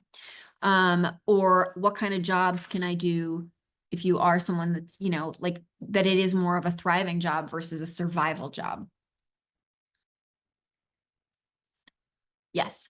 So I tend to be like I don't know what you want to call it, like nitty gritty person. So like, for instance, like skincare is something I have really created a habit of doing every day. So I don't feel like it's a goal I need to focus on, but then I worry like what I'm gonna wind up doing is writing 12 goals and then being like, and also skincare and also reading and also, so should I be putting those things that I'm not necessarily striving towards on my goals list for the year? Okay, this is a really good question. So it's saying like, you have something that you've already habitualized and you're doing well with, should I put it on my list? So I would say no, you've already habitualized it. Now, if you notice that you start to go off it, then add it into your habit because it's a habit, right? So like if you've done this habit of like skincare or taking your vitamins or certain self-care things, great. But sometimes those of us that are type A's, we don't need to focus on that. We need to focus on or focus on achieving things. We just do those. But what we need to really pay extra attention to is the self-care stuff.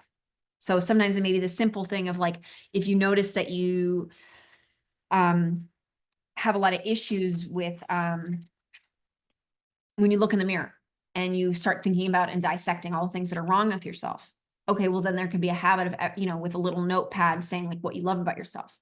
So in the morning, instead of like noticing, oh my God, I have under eye circles or whatever might pop in your head.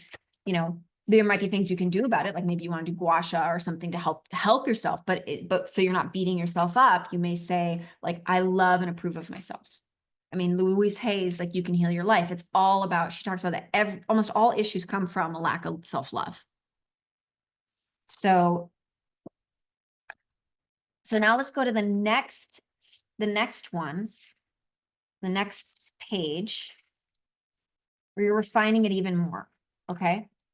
So we just brainstormed, you have all the ideas. And again, it needs to be action-oriented, specific, measurable, and have a deadline. If you've got those things down, then start to put it in polishing. So you know the area of your life, and then make the goal really specific. And I have that example. Like, so if you're feeling really stressed all the time and you realize that stupid, simple goal for stress was, I need to meditate. Well, instead of saying I need to meditate 45 minutes twice a day and do like a 12-day meditation retreat, which may be the goal and you may have time for, but if you don't, how can you reduce it to something that's more like palatable, right? So it may be, I'm going to meditate twice a day for 15 minutes, or I'm going to meditate twice a day for 2 minutes, right? So the area of your life is like, okay, that's for my mind. This is for this. And then what is the why? If we don't have a strong why, we won't do it, or it's not really that important to us. Okay. And again, any questions, please put them down.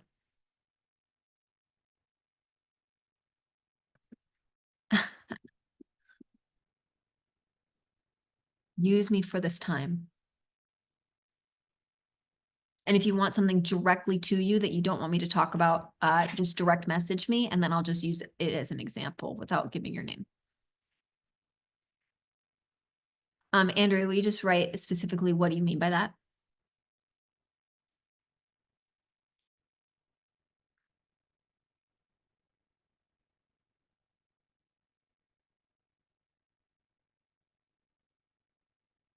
And again, this should be messy. Don't worry about it being like perfect.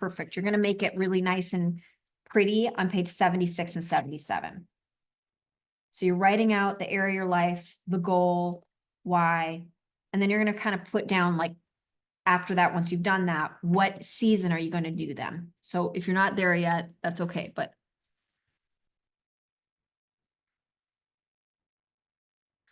okay.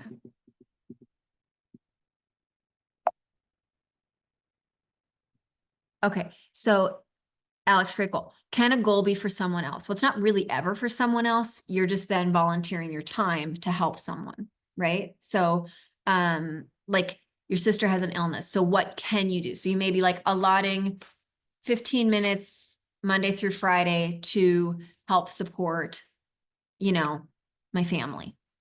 And that might make up a couple different things. It might be like, and maybe like after you're done with work or before work or after drop off, I can help make some calls, or just so you have some time allotted. So you can say, yeah, this is what I can do to help. And it may not have to be, that rigid, or some things may have more time, or maybe more time sensitive, Alex, but you can just slot that in, like give X amount of time so that you can put it in your calendar. So you're not overstacking yourself and saying, yeah, because that's a priority. Okay. And I'm gonna look at Andrea's.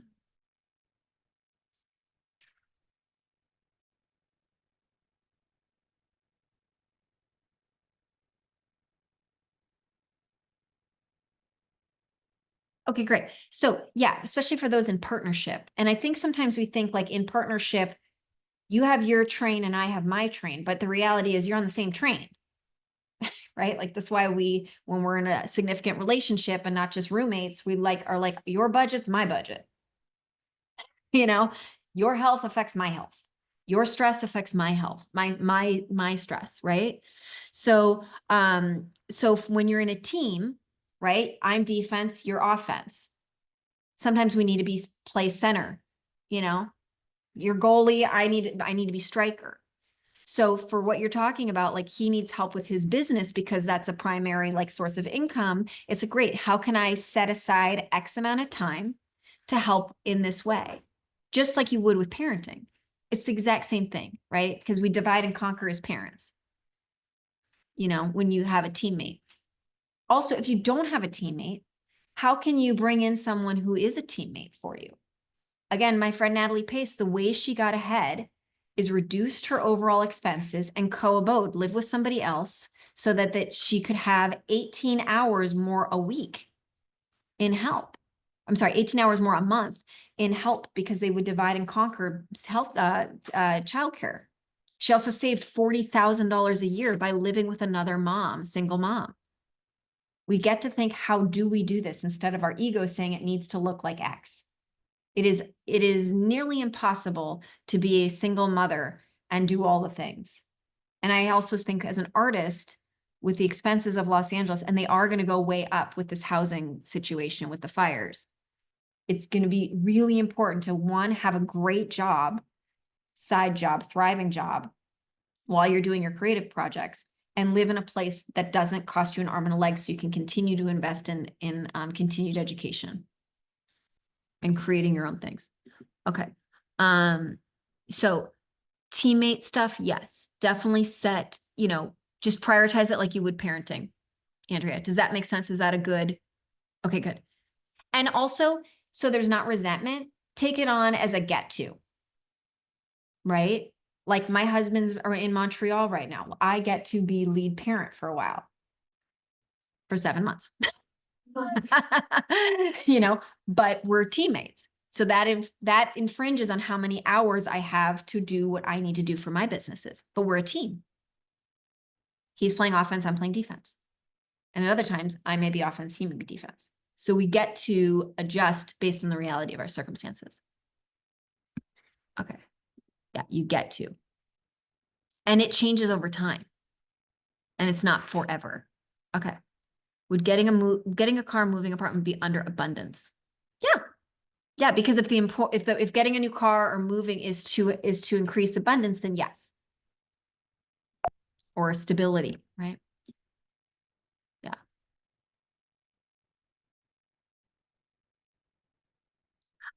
Great question, Marietta. Is date night and separate business check-in once a week with my husband? I would never, ever, ever equal date night with something that is dealing with professional or personal. So like if you look at Gottman materials, or if you look at, there's another one that's escaping me. They talk about having a weekly appointment if you have a spouse, where it's a set weekly appointment. That's where you can address like bills. That's where you can address like, you weren't nice to my mother-in-law. That's where you can address like all the things, right? That's a set time because you're in partnership, just like you would in a business. In a business, you have check-ins. So having that set time, and then a date night is just fun. You don't talk business, you don't talk stock market, you don't talk, you may talk about those things, but it's not the point of it. It should be fun. And if you are married or in a significant relationship leading the marriage, dates are how you stay married. And then again, there's Gottman materials on like, I forget the name, but just there's a book on dates. Like, it doesn't have to be expensive. If the pandemic taught us anything, it's like a long drive, getting a tea, can be a date. And when you're first dating someone and in the like la la land, like, the la la land, like of it all, you're like, we went to the grocery store together, so it doesn't have to be all like, I went to Mozza and we spent $300 on a meal. But a date night is separate from a business check-in. And also, if you want to save money on couples therapy, have date nights. If you don't do date nights, expect to spend money on couples therapy. Okay. Because you're going to not be talking and like reinvesting in that relationship.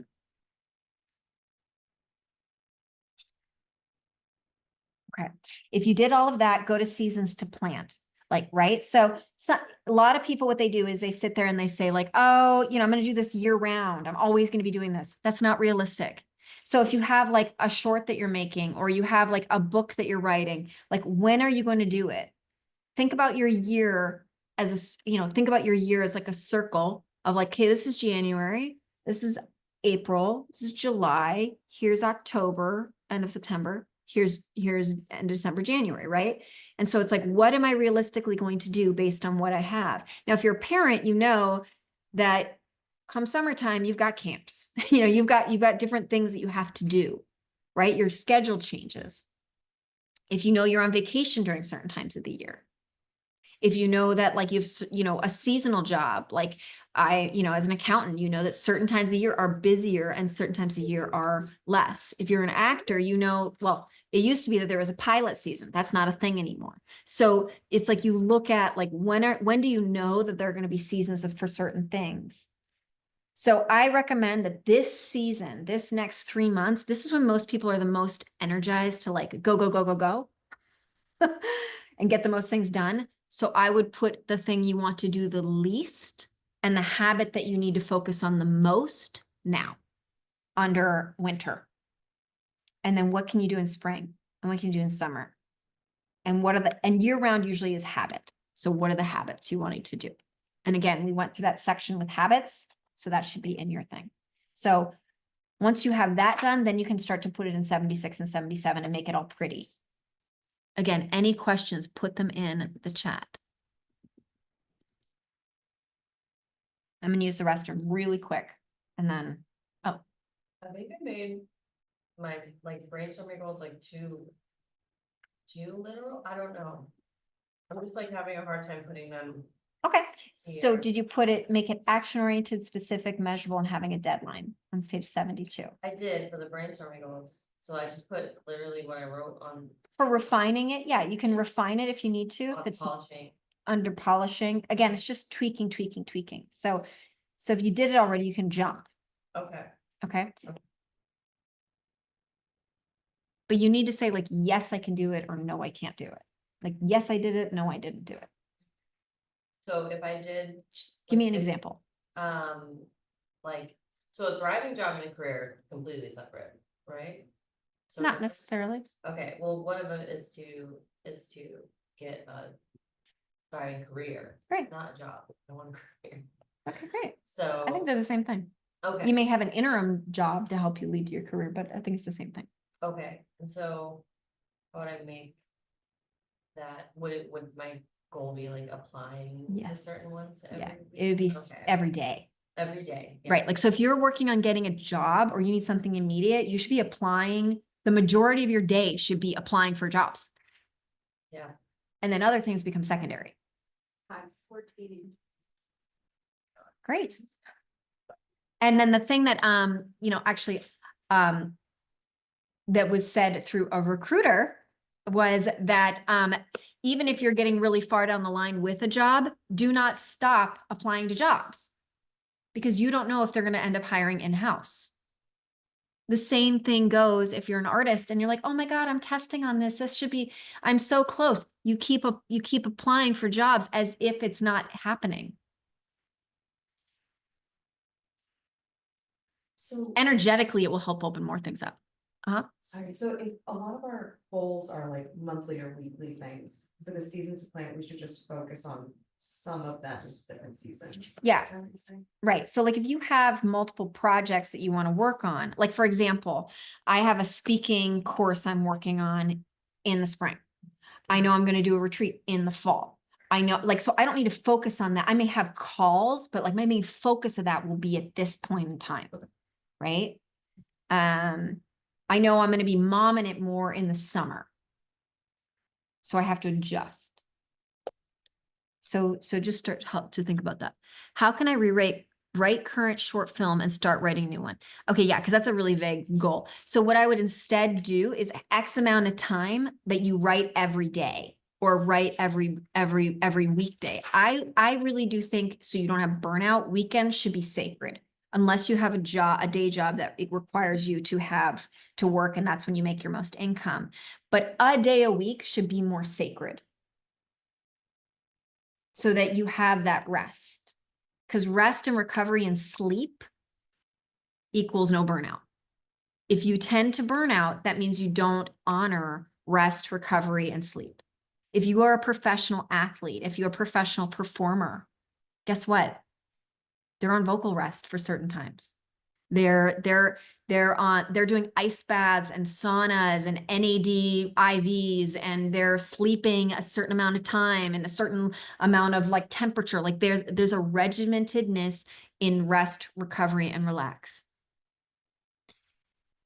So to be at optimal, it's important to have those types of skills. And if you don't know what those are, again, there's so many podcasts and things you can learn and books to help you learn how to have more optimal habits, right? I go into a lot of them in my podcast, not to plug my podcast, but so yeah. So I would, if you have a writing goal, like your goal is to write a short, to write something, right? That's the goal. But then how do you do it is, okay, then I need to write a certain amount per day. If you're wanting to create something out of nothing, the visualization is I'm gonna, have the next show that's like Atlanta. And then so you're gonna set up a goal. I'm gonna do this certain thing. So I'm in production to create my own short or reel for it or whatever that might look like by a certain date, by end date. If you don't have a set date, it becomes like, I could just do this forever, right? It needs to have deadlines. And even if you have to push the deadline a little bit, it'll force you to finish it and not let other people's priorities become your priorities. Yes, but I would say for you, 15 minutes is probably not enough. So I would say like minimally 15, probably like 30 minutes. And if you have a lot of time, especially if you don't have a child, you have more time than you realize.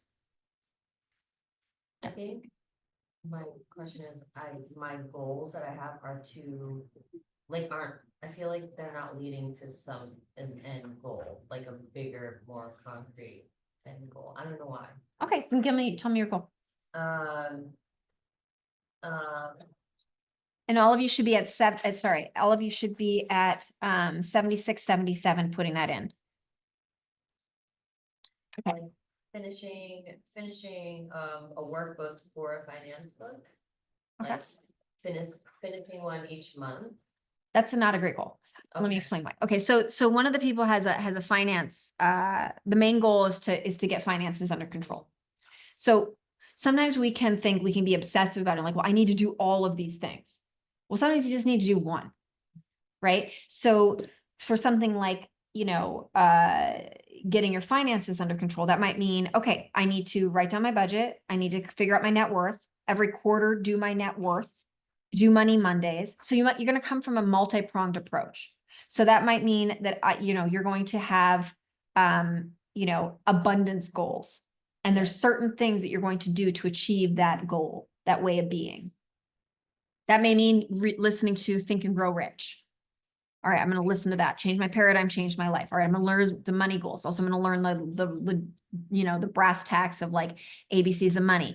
Again, if you're someone who's like investing in the stock market all the time and that's not what you do, you're not a hedge fund manager and you're losing money, like don't be dumb. Majority of the money should be safe, or equal to your age. There's a certain amount of money that you play with, that you consider literally like play money. That's what like she talks about, so that you don't lose your nest egg, right? That may mean, okay, I have to set up, you may mean like within Money Mondays, I'm going to look at all my bills and that may mean an hour every Monday. I'm going to look at my net worth quarterly. You don't need to, it's like if you're trying to lose weight, you don't go on the scale every day. It'll make you crazy. And also it's just obsessive and it means you have some like eating stuff. So like and body stuff. So like you don't need to obsessively look at it, but you look at it periodically to see, ooh, what worked, what didn't, why, how do I polish?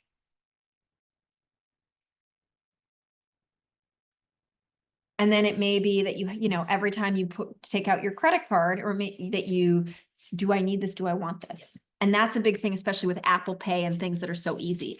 Or what are the triggers for it? So maybe the trigger is like, well, if I'm on social media and something comes up, I'm really susceptible to that. Well, that means then get off social media, unless you're putting something in that's productive for your business. So limit it with something like a Screen Zen. So I would say instead, I would have Money Mondays or Money Tuesdays or whatever day you're putting toward your money stuff. Yeah. And then have a handful of things that you do to help you regulate that. Okay. Okay. Will this be a personal?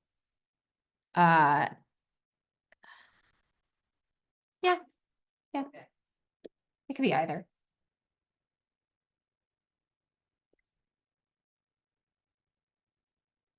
If you finish 76 and 77, go on to morning and evening routine.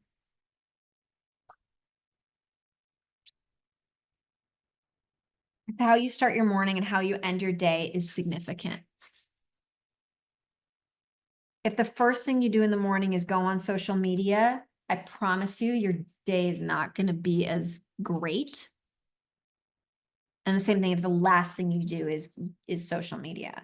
So let's say at the end of the day, you have a partner, maybe you're going through a hard time. It could be, I'm going to say or think gratitudes toward my partner. I'm going to think gratitudes toward my life. If we want to attract more of what we want, gratitude is the fastest way. Again, if you watch The Secret, they talk about the secret is gratitude. Right? No, you don't need, you can see, if you're still on 75, well, if you're in 75, Mikhail, you should definitely move on. 75 is just, it should be jotted down. Just like, okay, yeah, I'm gonna do that in winter or spring. Like it can be a little messy. 76 and 77 is where you write it out nice and yummy. Yes. And if you're done with that, then we'll go on to 79. We all take a second and just put in the chat what page you're on, just so I don't go too fast. We have about 22 minutes left, so I just want to make sure I get all of that done.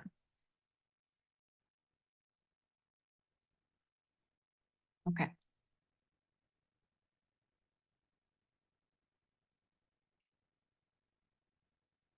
Yeah, Andrea, it's just to make it less precious.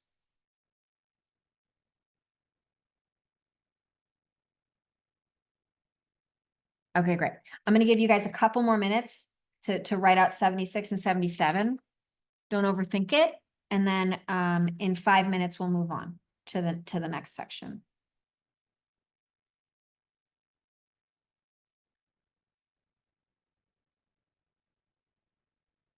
And what page are you guys on? Oh. Great. If you finish 79, go on to 80. 79.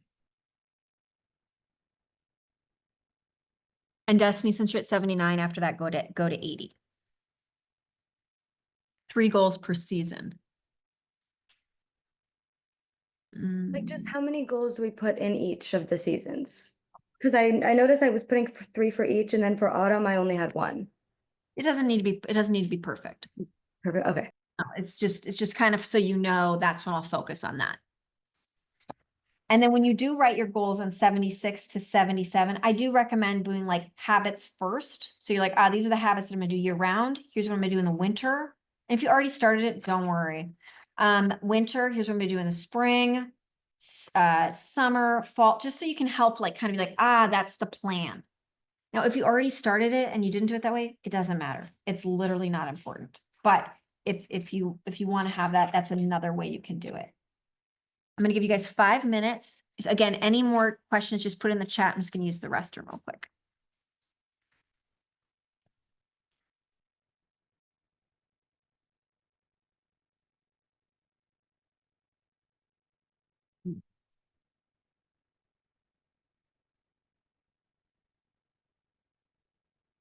And again, any questions, speak now or forever hold your peace.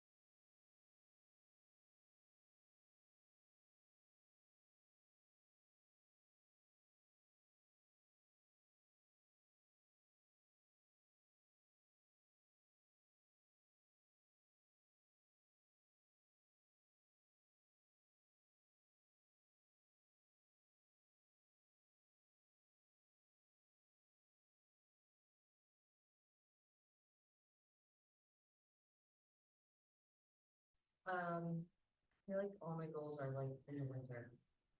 Or like in this, for this month, I feel like I don't have a yearly. I know you don't, because you think you need to do it all right now.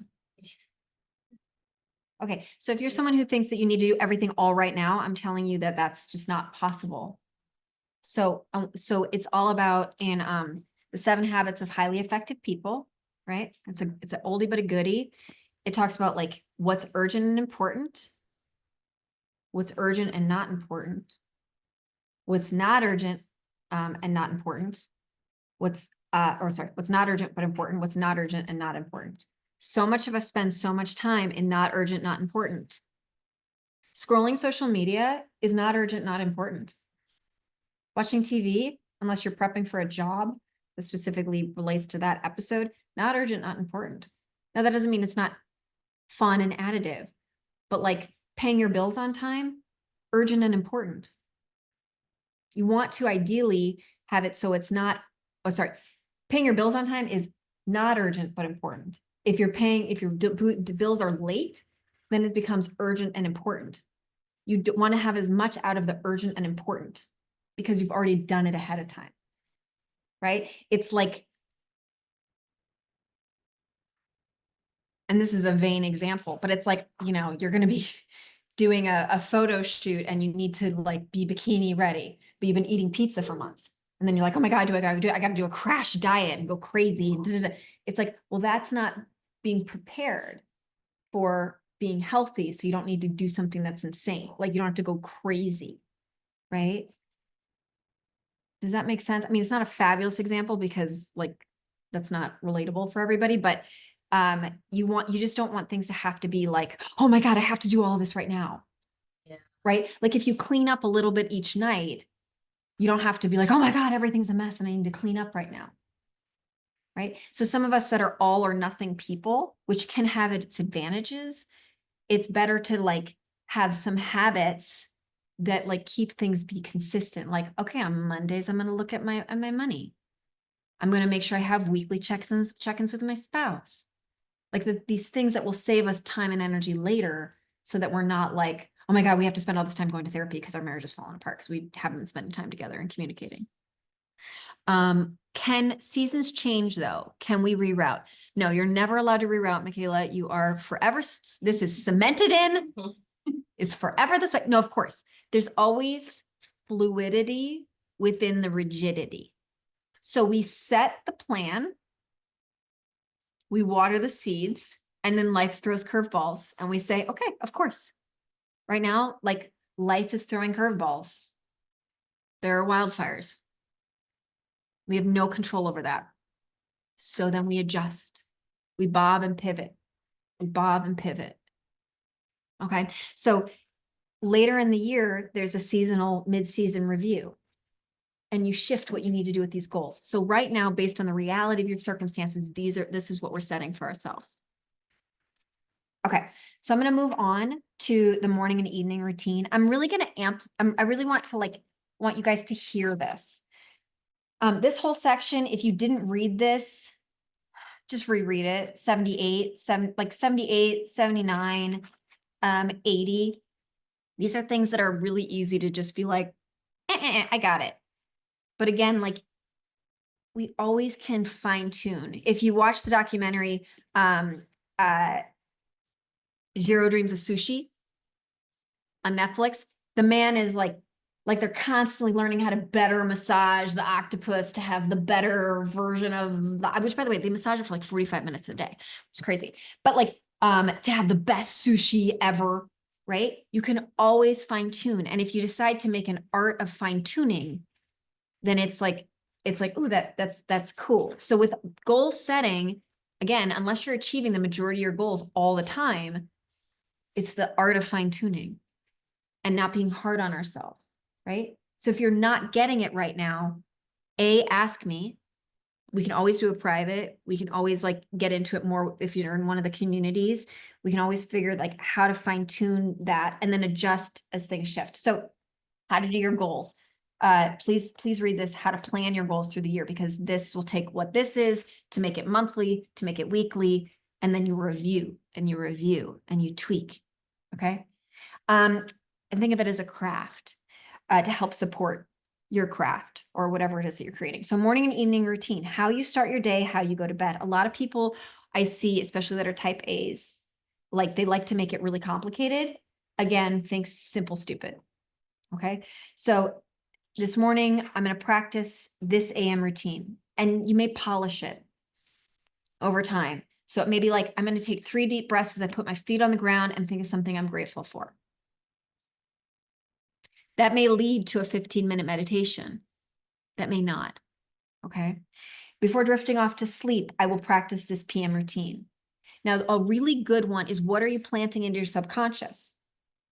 So it could, there's, I can't remember who it was, because I always like to give credit where credit is due. But it is the idea of like, now that I have everything that I wanted, how do I feel?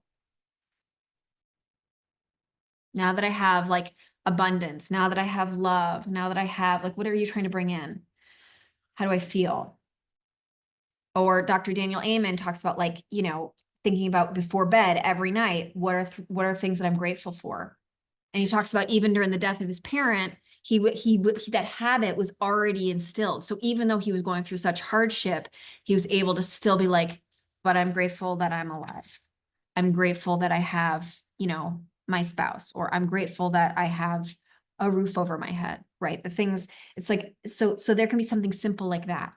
It doesn't have to be, I write 3 pages of morning pages, which by the way is great. And if you can do, but it doesn't have to be like that. If you do have trouble sleeping, right? If you're someone who has insomnia, you have trouble sleeping, there's a book about sleep by Steve Stevenson. I'll get to it. Sean Stevenson. And there are things that you can do, habits around your sleep routine, so you get better sleep. Again, rest, recovery, recharge. Visualization. I want you to just all close your eyes and take a breath.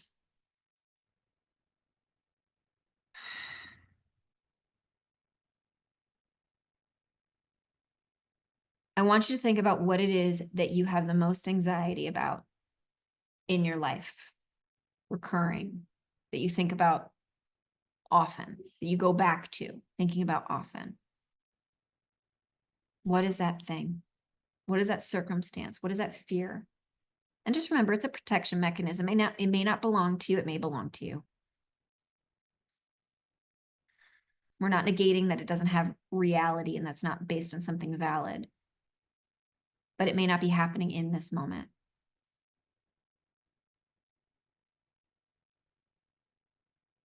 And I want you to think about what would be the visualization that is the opposite of that. That's empowering rather than disempowering.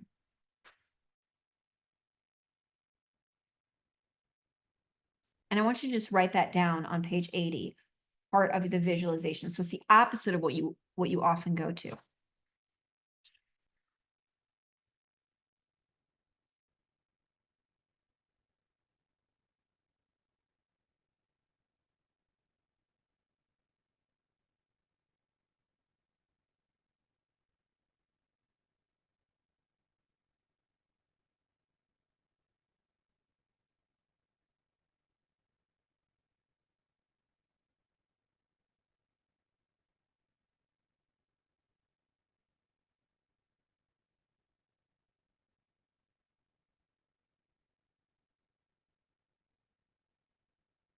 And then I want you to put it in the chat.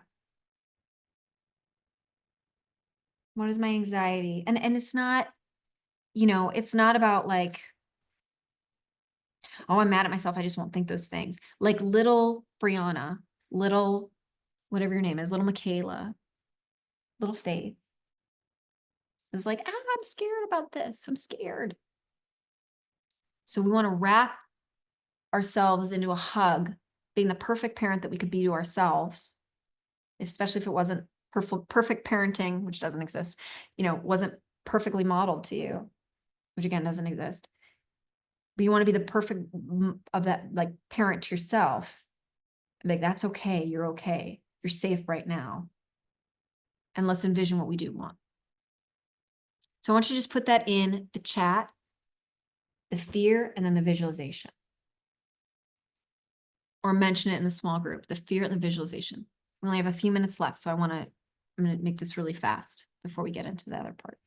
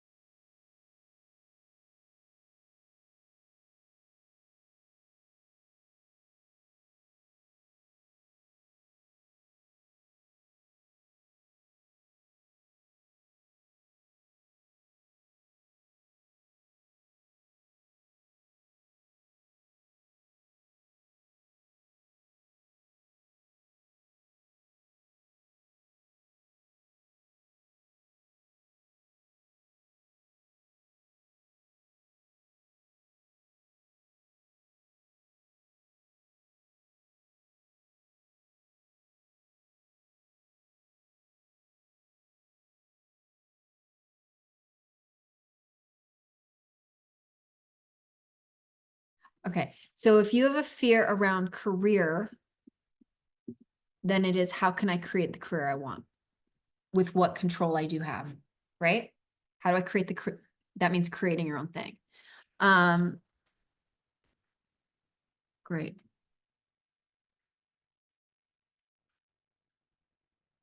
Yeah.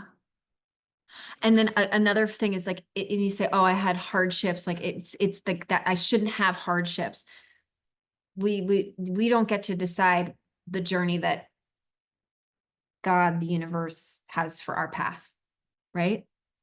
And what if it's divinely perfect? And what if we just rewrite the story and be like, that's divinely perfect for my path? What if? And what if I stay open to the idea that whatever cards I'm given is the hand that I'm dealt is the cards I wanted. The hand I was dealt is exactly the cards I wanted. And how do I run at that? Right? It is a reframing, right?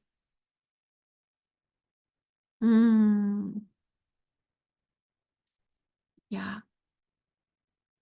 Okay. So it's, how can I reframe?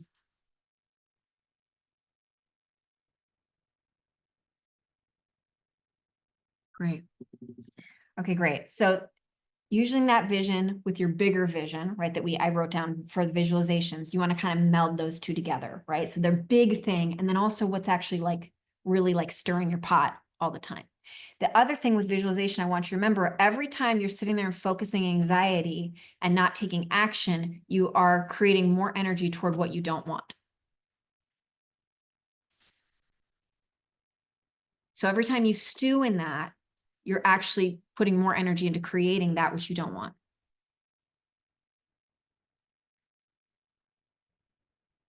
So we acknowledge it, we see it, but then we take action toward what we do want. We put our thoughts to what we do want. Okay. Lastly, the calendar and monthly check-in.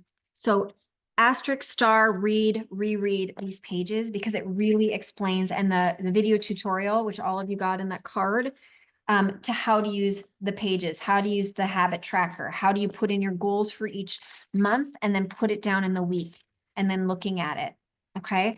And if you haven't really perused the book in the past, there's a huge section in the back after all the calendar pages, which are not just a calendar. It has a process. So again, reread that.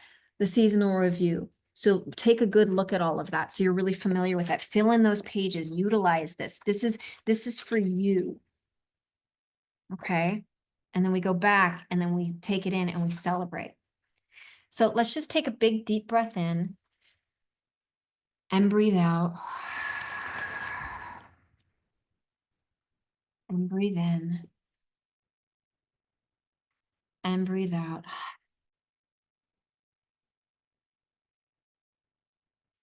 And if you didn't fully finish, you get to finish a little later, and that's okay.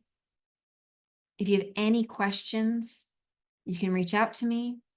If you need to do a private, that's available. If you'd like more accountability and really be on it weekly, I have 12-week accountability that I'm starting. You just let me know. We can talk about it.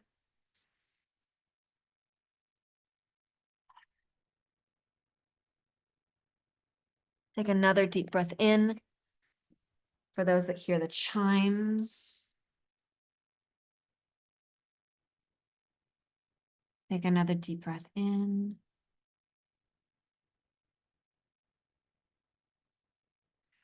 And then I want you to write down in the chat 3 ahas and 1 gratitude.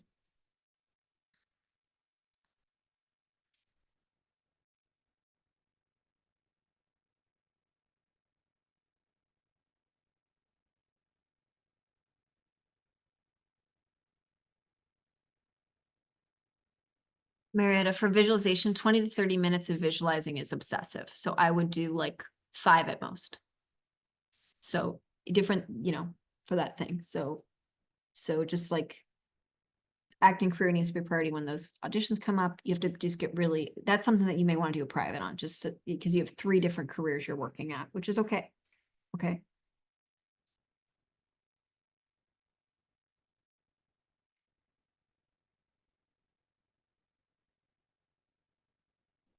Three ahas, 1 gratitude.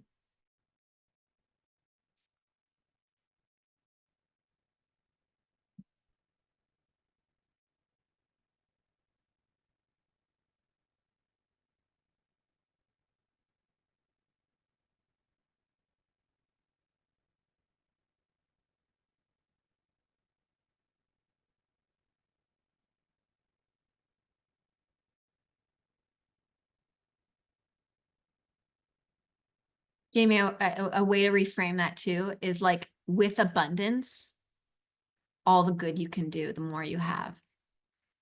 And so like getting excited about that version of it. So that's something to think about. Right. And like how much more goodness you can do, the more abundance you have, right? It's like, oh my God, if I was a billionaire, all the things I could do.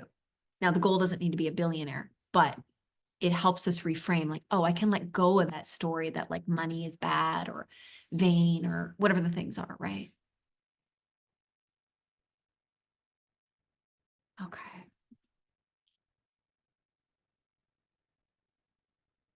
Oh.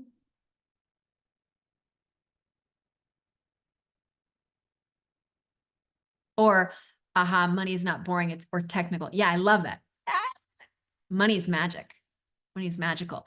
Definitely listen to Ellen Rogan's episode on money, because she has a really interesting version of it because she's a money intuitive and she was a financial advisor. So it's really interesting about our relationship with money. Okay. All right, ladies. So again, if you're interested in doing a 12-week, I'm starting that soon. If you're interested in doing any privates, let me know. I also have packages. Several of you are in different communities, so you don't need to worry about that. Or if you want to amp it up, you can. Let me know. And then also, if you want a gold digger sweatshirt, we have a bunch of different colors. Let me know. And a portion of that obviously goes to the New Hollywood accountability program. All right. Thank you. Thank you. Thank you. Stay safe. Appreciate you all. So much love. Bye.